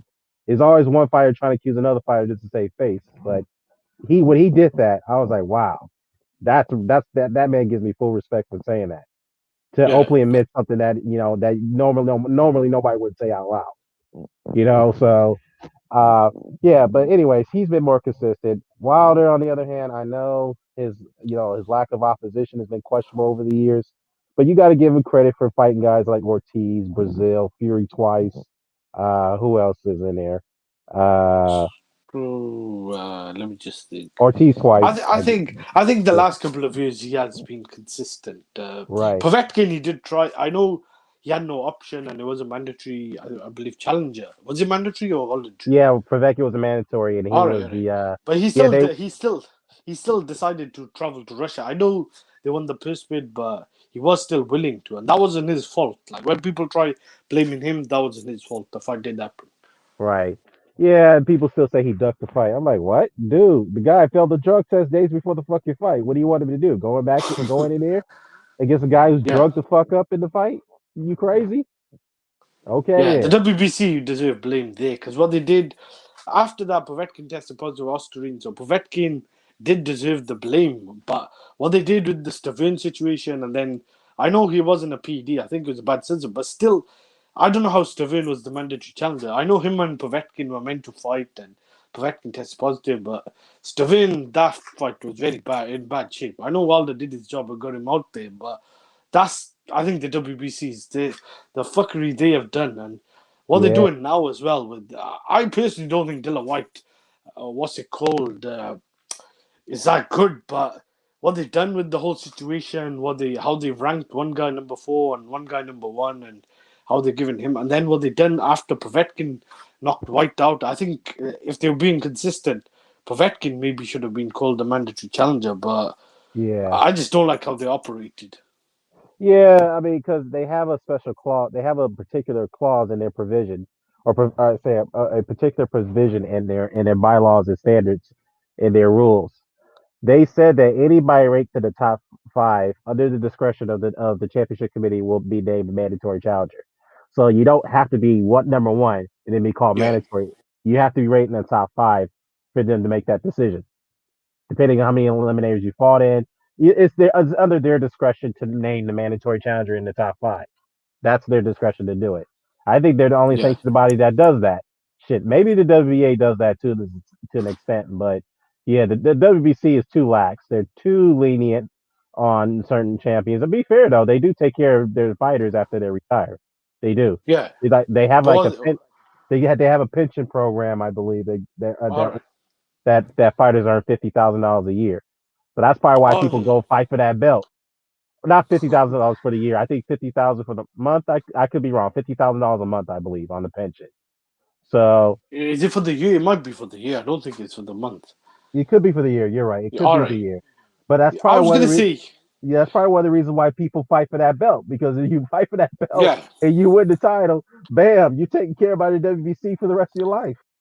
yeah. I've heard about that. The thing I don't like is what they done with Stevenson and was it LD Alvarez, Alvarez? They just yeah, kept. That was bad. I know LD Alvarez kept accepting step aside, but that was on behalf, I think, of Al Heyman and the WBC. And and I just don't. Stevenson, I yeah, don't like what they do. What they did with that. What they're doing with the mandatory challenge. I think there's only been one mandatory challenge in the heavyweight division they've called, which was I think it was this Dominant Brazil. It was Brazil Brazil, since the Stavern and Waldo fight, didn't it? That's the only right? one. Right. Yeah, That that's that not good. mandatory challenger was back in 2019, so that's almost 2 years now. 2 years, Hmm. and now What Wilder. about Mm, Stavern? Sorry, I was just gonna say, what about Stavern in the rematch? Was he a mandatory challenger or not? yeah, he was. All right, all right. So that was the okay. When I said Stavern, I was alluding to Wilder being the mandatory challenger for Stavern's title in 2015 because I thought they went back way back. Even then, though, that wasn't a good what they did with Stavern in the rematch with Wilder. That wasn't a great choice. I know Thing deserved the blame. Was it Povetkin? Because Right. that was 2016, isn't it? Povetkin Right. tested In positive, and then Walder fight Povetkin? Not Povetkin. Stavern in the rematch in 2016 or 17. 2017. It was late All right, yeah. 2017. He fought him. I think he fought him in a rematch in November of that year. All Yeah, right. it was like November that year. Yeah, he did in 2017. He fought Severn in the rematch. So yeah, yeah, man. I mean, look, Wilder fulfilled how many mandatories that he's fulfilled now? Two mandatory obligations. I didn't. Brazil and Stavern rematch, but it's meant to be Povetkin 2016. Yeah, Then I think because Povetkin popped or whatever, then he popped again. I right. think Wilder got injured because he fought Areola, who they Yeah, rescheduled for July, and then yeah. he Out for fought. like 7 months. Yeah, he was out for 7 months, and he fought Washington as a voluntary, and Then he then he. fought Slovenia in the was it the Yeah, rematch as a mandatory challenger. Then it was right. Brazil in 2019 May, Yeah. but I just don't think they've been that consistent. The WBC I'm talking about. No, and to be fair, again, Wilder has actually fought some mandatories while he was a Yeah, champion, as opposed yeah. to fucking Stevenson. He had, I mean, look, all due respect to Donna Stevenson, but the dude did only fought one mandatory as a 5-year reigning champion. That's fucking ridiculous. And At he got least, knocked out by him. yeah, he got knocked out by one. My bad. So he fought two mandatories. To be fair, and Who's the Wilder, other one? well, he fought Tony Bellew. Tony Bellew was his All right, mandatory. all right, all right, Yeah. all right. I forgot. Yeah, he was his mandatory. But I would say this though, Wilder, at least Wilder's fought. I think Wilder's fought what, two mandatories or three? It could Uh, be two. who's the other one? There's only Stavern, which was meant to be Povetkin, and then is no Washington. I Brazil, mean, Brazil. Brazil. Yeah, So it's two. Yeah, he only fought two yeah. mandatories. Okay. Yeah. So okay, fair enough. That's so 5-year reigning champ. Well, yeah, he lost his title in 2015. He captured it in 2015. So yeah, Wilder 2020. had Yeah, yeah 2020. So Wilder only fought two mandatories. But to be fair though, Wilder has been injured during that time, during the course of the time as a champion. He's had a couple yeah, of injuries. Stevenson, on the other hand, never had any injuries, so there's no no excuse there for Stevenson. But anyhow, well, yeah, the thing is too is like, dude, just call Fury out, man. This is bullshit. Look, yeah, just October, get here as quickly as possible and get this fight out the way. I just want this chat to be closed for now. yeah, Close it. Let's get a conclusive winner, whether it's Fury, whether it's Wilder. And to your point, it may benefit Fury because he gives him more time to prepare, which yeah. I that's the way I see it, you Hmm. know. And What Wilder on the about? other, I'm sorry, go I ahead. was just gonna say, finish what you said. 'Cause I was gonna ask you a question. Don't worry. Yeah, yeah, I was gonna say, as for Wilder, it's possibility that he could overtrain, he could overextend himself, and that's hoping. That's probably what the Fury camp is hoping that could take place. So, Yeah, I don't think he should take it in a fight. He needs to stay on Fury. Don't take it in a fight right now. 3 months is gonna come by real quick. You know, Yeah. so I think the thing is about the fight is just dragging on too long. It started in 2018 and it's mm, gone on till 2021, and it looks like it could drag on to 2022. But mm, regarding, I'm just going to see, do you think the third fight is worth paying for? As I personally think this is a fight people shouldn't pay for. Like, I know some people will pay, but what they're doing and what Fury especially, I don't think uh, people should be putting money in his pocket. Maybe, I think you said you paid for the first, or was it the second fight? That was yeah. fair enough, but this fight, I don't know if it's worth pay I per don't view, know. really. I mean, look, I going to watch it? Yeah, but as far as paying Yeah, for it, I don't know. I yeah, was on the fence on that. I mean, because I support Wilder. I think he deserves my money because he does give me the fights I want. He does give me the excitement in the fights. yeah, Now, as far as the fights I want to see, yeah, he's been doing that. He's been consistent for the last 2 years now, 3 years, I should say, the last three yeah. years. But this crap, man. Like I said, dude. Now let's focus on Joshua Usyk. I want to know why that fight hasn't been made yet. I know I keep repeating myself, but that September, fight I hasn't don't, been. yeah, I don't know what's going on with that situation. So it's like the heavyweight division is mainly held up by Fury. Mainly by him, along with the Wilder situation. Now yeah. you got Joshua Usyk that's also kind of holding things up too. So I don't. I mean, what is going on with that one? I know they're trying to, they're going to announce it. They were probably hoping they were waiting the Boris Johnson announcement on the capacity of stadiums to be back to 100%. I think that's what they're waiting on. But that announcement was 3 days ago, or Yeah, 2 days ago. So yeah, that's true. why hasn't heard even put out an announcement yet officially? What's going on there? I I heard from an article on Boxing Scene that I didn't read the full. I just seen the headline. Usyk was saying there's a couple more things that are trying to Uh, be ironed out. But sorry, one sec. just I okay. just dropped my phone. I dropped my phone. That's what. Yeah, I got. I was just gonna say the only thing about that is if it's in September and we're almost was it, midway through July. Why not announce it now? If it's gonna get to the end of July and they announce it, I Yeah. don't know. Is that another fight that's gonna get pushed back and back like?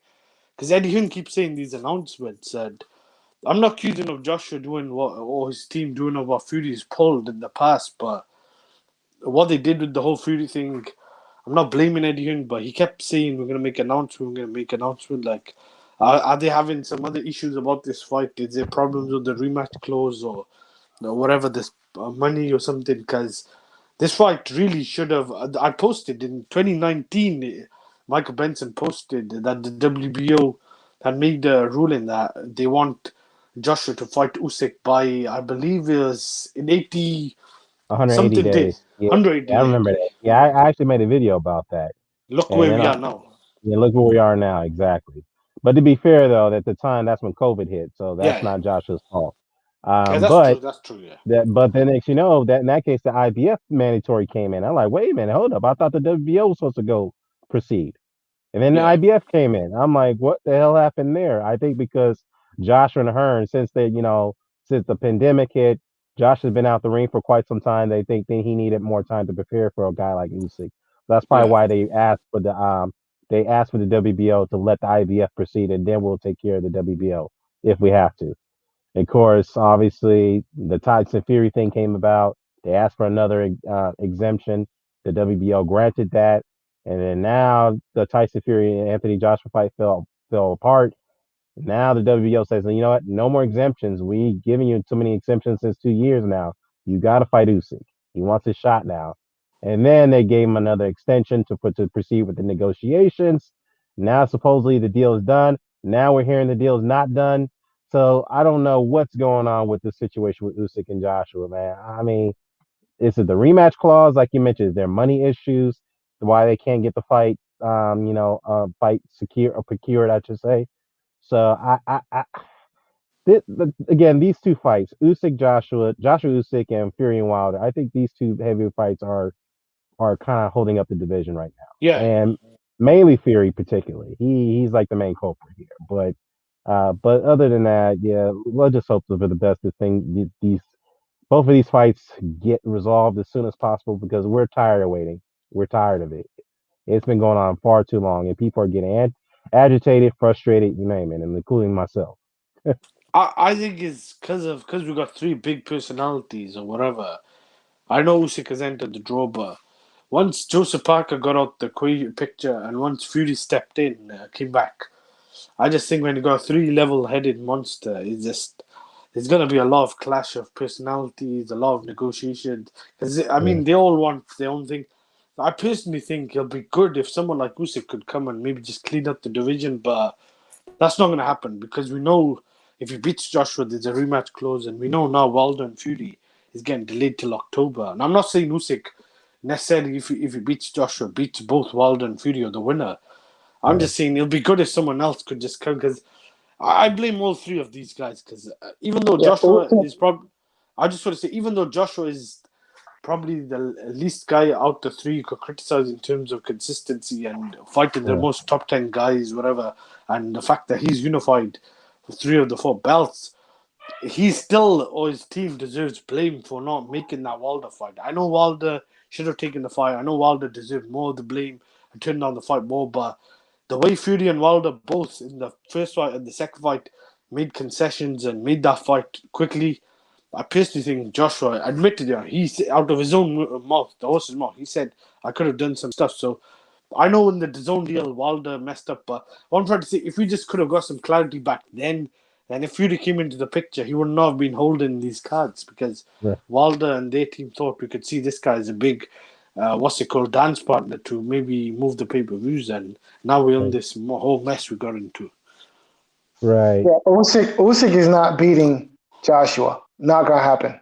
Well, it We'll may see, not be we'll true. see. See about that one, night doctor. We'll see about that one because right now people are accusing Joshua for stalling that fight. I Yeah, mean, Well, I yeah. think so. it's taking so long to announce a fucking fight. All right, they ordered the fight back in what May, and now they're talking about fighting in September. Why fucking 4 or 5 months? Well, Why? Joshua's Because own because Dan, Joshua. Team Joshua doesn't want to fight Usyk.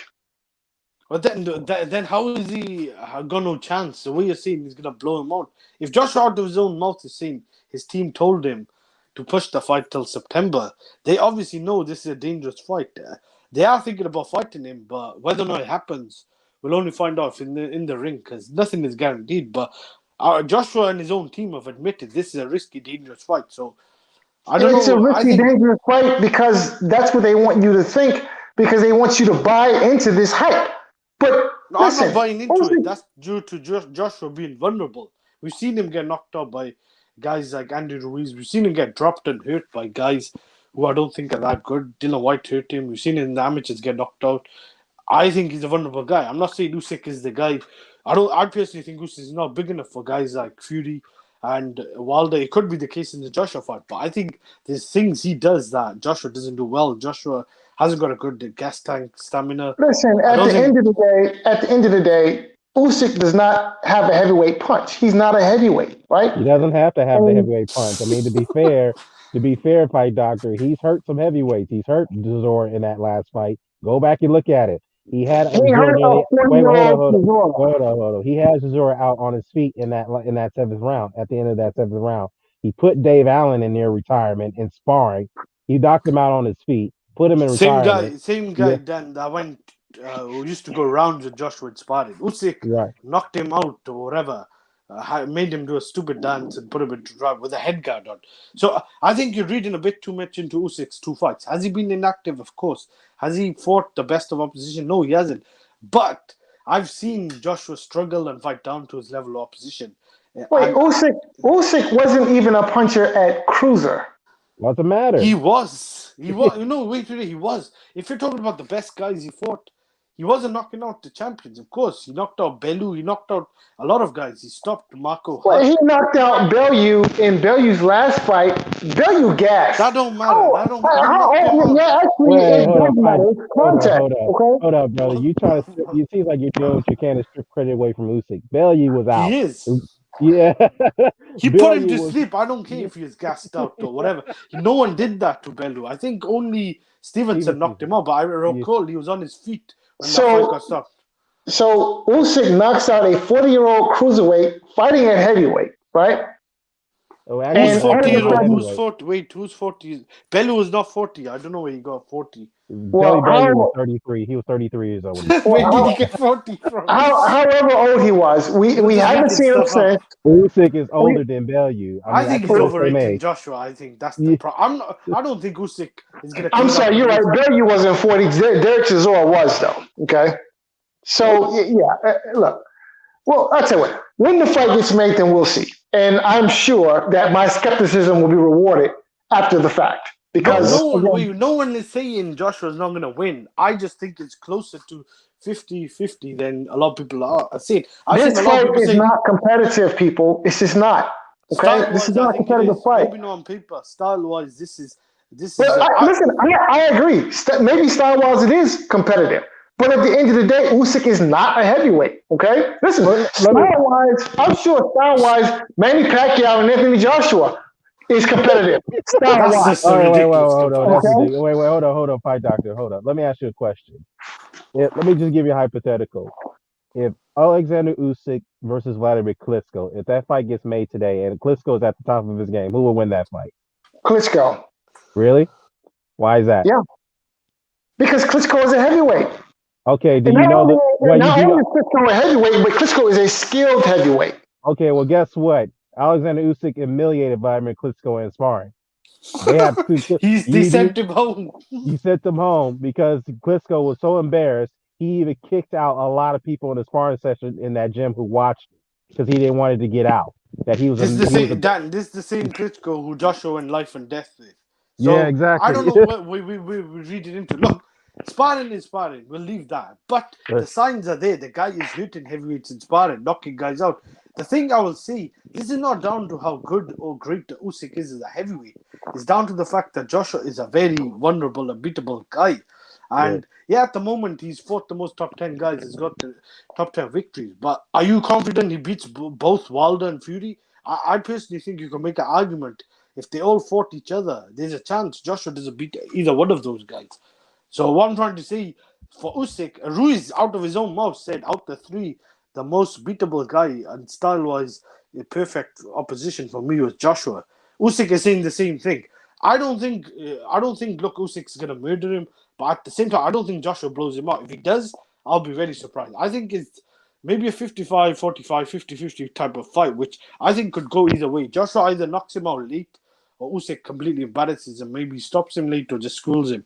He could get robbed at the same time, but that's a different story. I just think style-wise, footwork, skill for skill, Usyk, I think is a better fight. If they're both cruiserweights, who would you pick? I personally think it's not even an argument. The only thing Joshua's got, apart from the punching power, is the size difference. But you can overcome size as well by skill if you're really Right. skilled. That's true. I mean, he overcame the size of Joe Joyce. I know that was the amateurs, but Joe Joyce was still a pretty big man compared to Usyk. And look what he did to him. So, look, man, let's just. I think we're kind of. I think, by Doctor, all due respect, man. I think everybody, you and others, are underestimating Usyk. I think that's a terrible mistake right now. And overrating Joshua, I think that's the Yeah, point. yeah, Joshua is no Mike Tyson. And I'm not saying Usyk is Evander Holyfield, but that's not the point. If Joshua is not good as some of these past great heavyweights, or even Vladimir Klitschko in his yeah. prime, that shows he's beatable. The point is that Usyk has beaten nobody at heavyweight. Nobody. Chaz Witherspoon, 40-year-old Derek Chisora, you're harping about how. Wait. How does that work? How does that work, Hold on a though? second. Let me finish. Wait, let me finish. You're harping about how Usyk almost had a 40-year-old Derek Chisora out in the seventh round. Come on, man. Seriously, this guy has done nothing. Look, he spent the first 6 rounds of 60 running from a 40-year-old Derek Chisora. Like, I saw that I fight. don't. Age is Okay? a number. And Look, Chisora went 12 Chisora, rounds. had He's Chisora entirely been in correct. his prime, had Chisora been in his prime, fight would have had a radically different outcome. Trust. So yeah, I mean, come on, man. That was his. Listen, Wait. That was his first, one of his first meaningful fight at heavyweight, and he was coming off a long spell of inactivity. Look, Chisora, whatever you see, whatever age, a lot of people thought he beat Dillian White. A lot of people thought in that fight he beat Joseph Parker. So maybe we're overrating the division and some of these guys in the division because Chisora, whether we agree or not, and whether or not he won those fights, he went 12 rounds with Vitaly Klitschko, 12 rounds with Kubrat Pulev, 12 rounds with Tyson Fury, 12 rounds with Dillian White, 12 rounds with Usyk and Joseph Parker.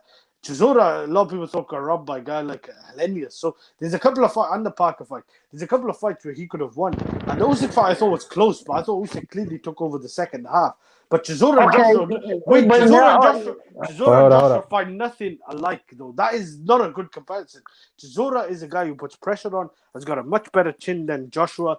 I don't know how you can make the comparison. He's got better head movement. He's got better head movement than Joshua too. So Yeah. let's not forget that. And he's much tougher, durable. Like the style is very bad. If we just base it on paper, yeah. If I go to the casino and I see who Joshua's beaten and who Usyk beat, I'm gonna put money on Joshua. But we know this is boxing, where guys like Buster Douglas beaten Mike Tyson, who was a much better fighter in his prime than Joshua. Listen. Larry Holmes beat Muhammad Ali, right? Right. A shot Muhammad Ali. That's right. He beat a shot Muhammad Ali. Okay, so that's the important part. Context is important here. Larry Holmes beat a shot Muhammad Ali. Now, if I remove the shot part, guess what? Now I'm misleading you. Okay, I'm making you think that maybe Larry Holmes beat a not so shot. Get to the because point, the simple fact of the matter is Usyk beat a shot Derek Chisora. Oh, wait a minute. Wait, that's not the same. Wait, hold up. Are you comparing Chisora in that condition he was when he fought Usyk compared to Ali, who was wait, hold up. Ali, who was pretty much a dead body, a guy who couldn't function right before the opening bell. What I'm saying is, and Ali lost his next fight to Trevor Bibbick. Don't forget. He got, I think, embarrassed by Trevor. Chisora dropped Joseph Parker in the next fight. A lot of people thought he got robbed. Whether he won or not, that was a very close and competitive fight. So what I'm saying is this. No, that's an absurd comparison, man. Come on. What's absurd is that we're giving Usyk 50-50 in a fight with the second or third best heavyweight in the world when he's yet to beat a guy in the top 10. Yeah, but that comparison, can I just say that? That comparison is like saying Kevin McBride beat Mike Tyson. That's the only difference you can make from Larry Holmes and Trevor Bibbick. I'll give Larry Holmes a bit more credit than Trevor Bibbick. But Usyk is an unproven commodity. He's yet to be the top 10 heavyweight, right? And in the two fights we've seen him at heavyweight, he didn't look stellar, okay? And he's going Joshua in his last two fights, so. Joshua, listen. At the end of the day, Joshua has a better resume, is more proven at heavyweight than Usyk is. Hold on. Wait. When Joshua fight Andrew Ruiz, who was more proven at that point? The first fight. Exactly. Well, Joshua was okay. Okay. What happened in that fight? Here's the difference between Andrew Ruiz and Usyk. Ruiz is a heavyweight. He's got heavyweight chin. He's got heavyweight punch. You didn't say that before the fight, though. And let me just say, look at Dan. Let me just say this: Usyk's resume, just those two fights with Chisora and what's the guy's name? Whatever his name is.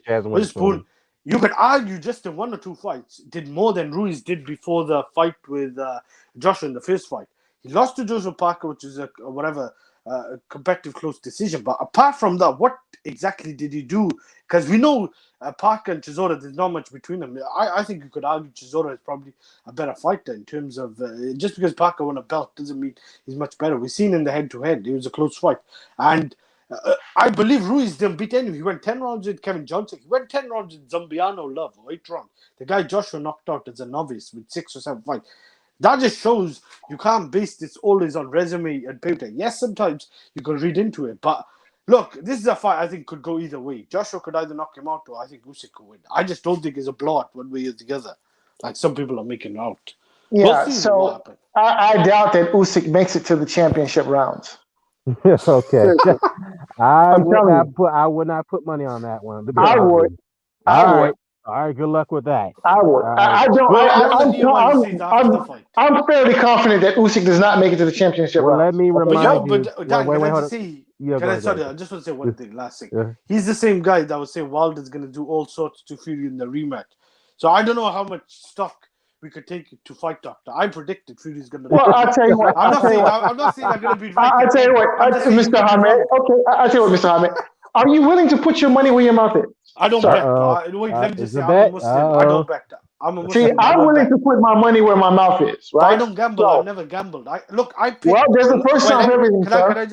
just make something? I predicted Golovkin and Canelo the first fight to be a draw. I can show receipts, but I don't bet. If I was a betting man, I would have put money on that. Look how much money I could have won. But I'm just trying to Well, say you could be you may wrong not again. have been a betting man yesterday, but you can be today. I don't do that. I don't Now, drink. I don't I gamble. have I have $100 which says for you, Mr. Hamed. I have $100 that says Usyk does not make it to the championship rounds. Are you willing to take that bet? We can work something out. Maybe $100 to a charity. Hey, we can work But something out right now. I We don't can work gamble. something out right now. I have $100. I have a fresh, crisp, new $100 bill with your name on it, sir. And that $100 bill says Usyk does not make it to the championship rounds. Do Is we that have a all? bet, I sir? thought you said Josh was gonna win. All right, I think about that. I think that's something that maybe I'm not gonna take the money because I don't gamble, but maybe you could do something. The winner No, sir. gives No, something to sir. No, charity. no, sir. We can do something. All right. We can do something. All right. It's called come to a gentleman's agreement, right? Yeah, but I thought you were talking about who's gonna win the fight because I think it's a fight that could either way. If it's just about championship round, I don't think that's the greatest Now, bet. listen. Not only am I confident that Joshua wins the fight, I'm confident that Usyk does not make it to the 11th round, right? All right. Look, or we'll And do I this. have $100 that says, I don't. that says that.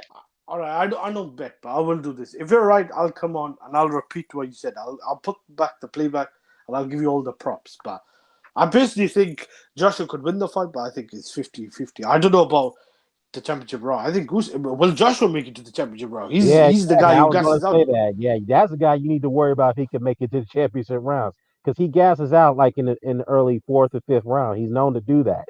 So Usyk, on the other hand, is a guy who's known to have a great engine, who has great stamina, great conditioning going into later rounds. So let me remind you, this is a guy who's had over 50 amateur fights in his career. 350 amateur fights, Olympic gold medalist. All right. This man has beaten men twice his size in the World Series of Boxing, naming Joe Joyce. Okay. Yeah, say what you will about Derek Chisora. He beat him, who was twice his size. Okay. He went through the gauntlet in the cruiserweight division. You may not know those names, but he fought the very best in that division and cleaned it out. And he was the undisputed champion. He knocked out Tony Bellew. Some people felt that Bellew was going to win that fight. So other than that, you saying that this man doesn't have a chance against Joshua? Come on, man. I think when What you're what I'm underestimating. saying is, here's what I'm saying, Mr. Dan the man. I have a second $100 bill. Here we this go. guy, this guy is crazy. Well, All I right, just Fight want to know. I Doctor. just want to know. Hey, Fight he's a betting doctor. man. I give Fight Doctor credit for that. But to be fair, Yeah. Fight Doctor, I'm not a betting man either. I don't bet. But I'm just telling you straight up, though. Do not underestimate Alexander Usyk. I'll tell you that right now. Do not do that. I think that is Dan. dangerous. That is dangerous. And I think right there, anybody's underestimating him now, you're gonna eat a lot of fucking crow if he wins that fight. And Yeah, he's it capable could of go doing either way. it. Yeah, It could go I'll either just way. say Yeah. I see it close to 50-50. How do you see it? Then I want to know how Fight Doctor sees I, it. me personally, I think it's I'll say 55-45 in favor of Joshua at this All right. point.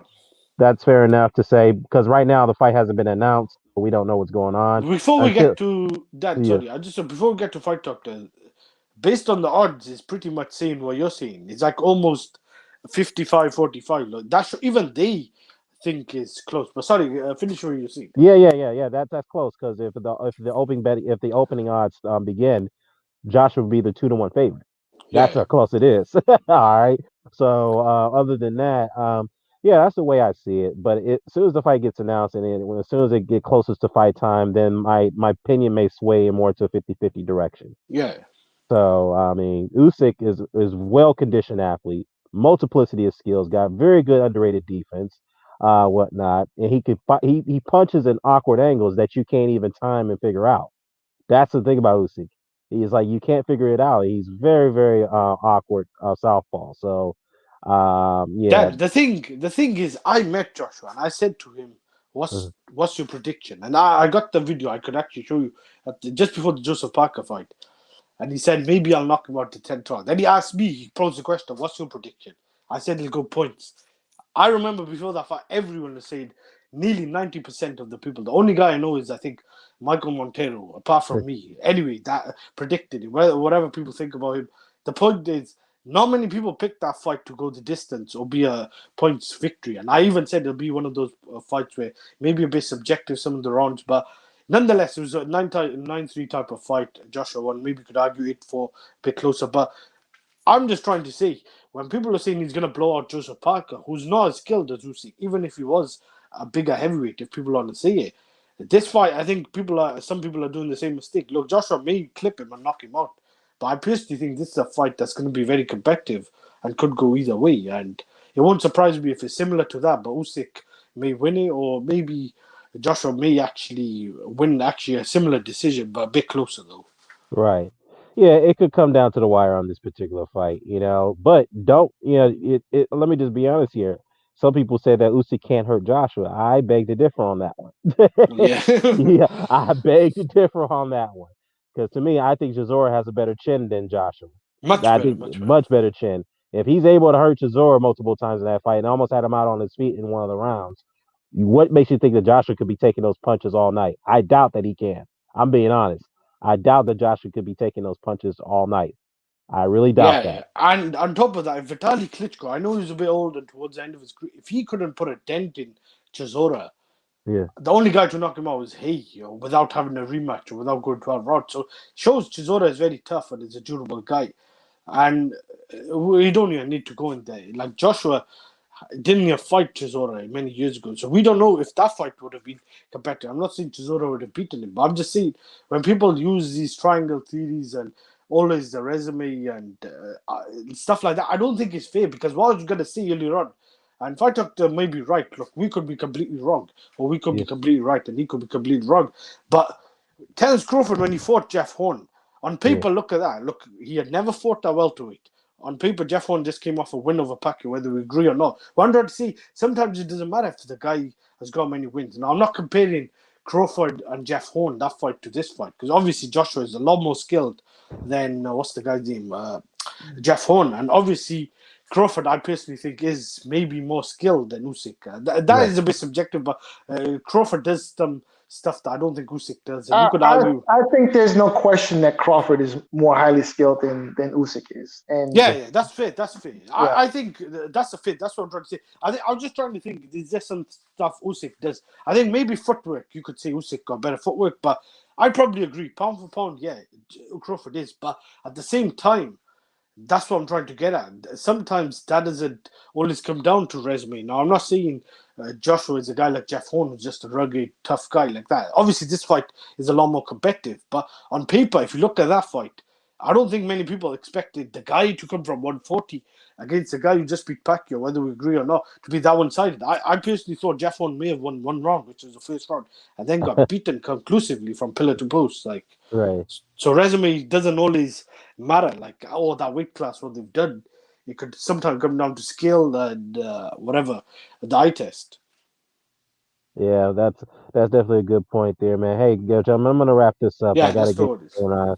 I appreciate you guys for coming on. I really, really do. I really appreciate that. Hamed and Bite Doctor, I really appreciate you guys. And Hoplo was in here for a moment, so appreciate you guys for that. I want to give a shout out to my chat, DGO. I know he's a big Golovkin fan, but shout out to you. Percy, as always, Percy Bedford, the Texan is Terrence. We also had who was in here earlier? Crimson was in here earlier as well. And then I got a haplotype. So and all of the mighty as well. So other than that, I'm out of here, guys. Peace. peace. Thanks for having us. Thank All right, you. take care. Bye bye. No All problem. right, that's it. All right, that's it. That, I'll catch you soon. All right.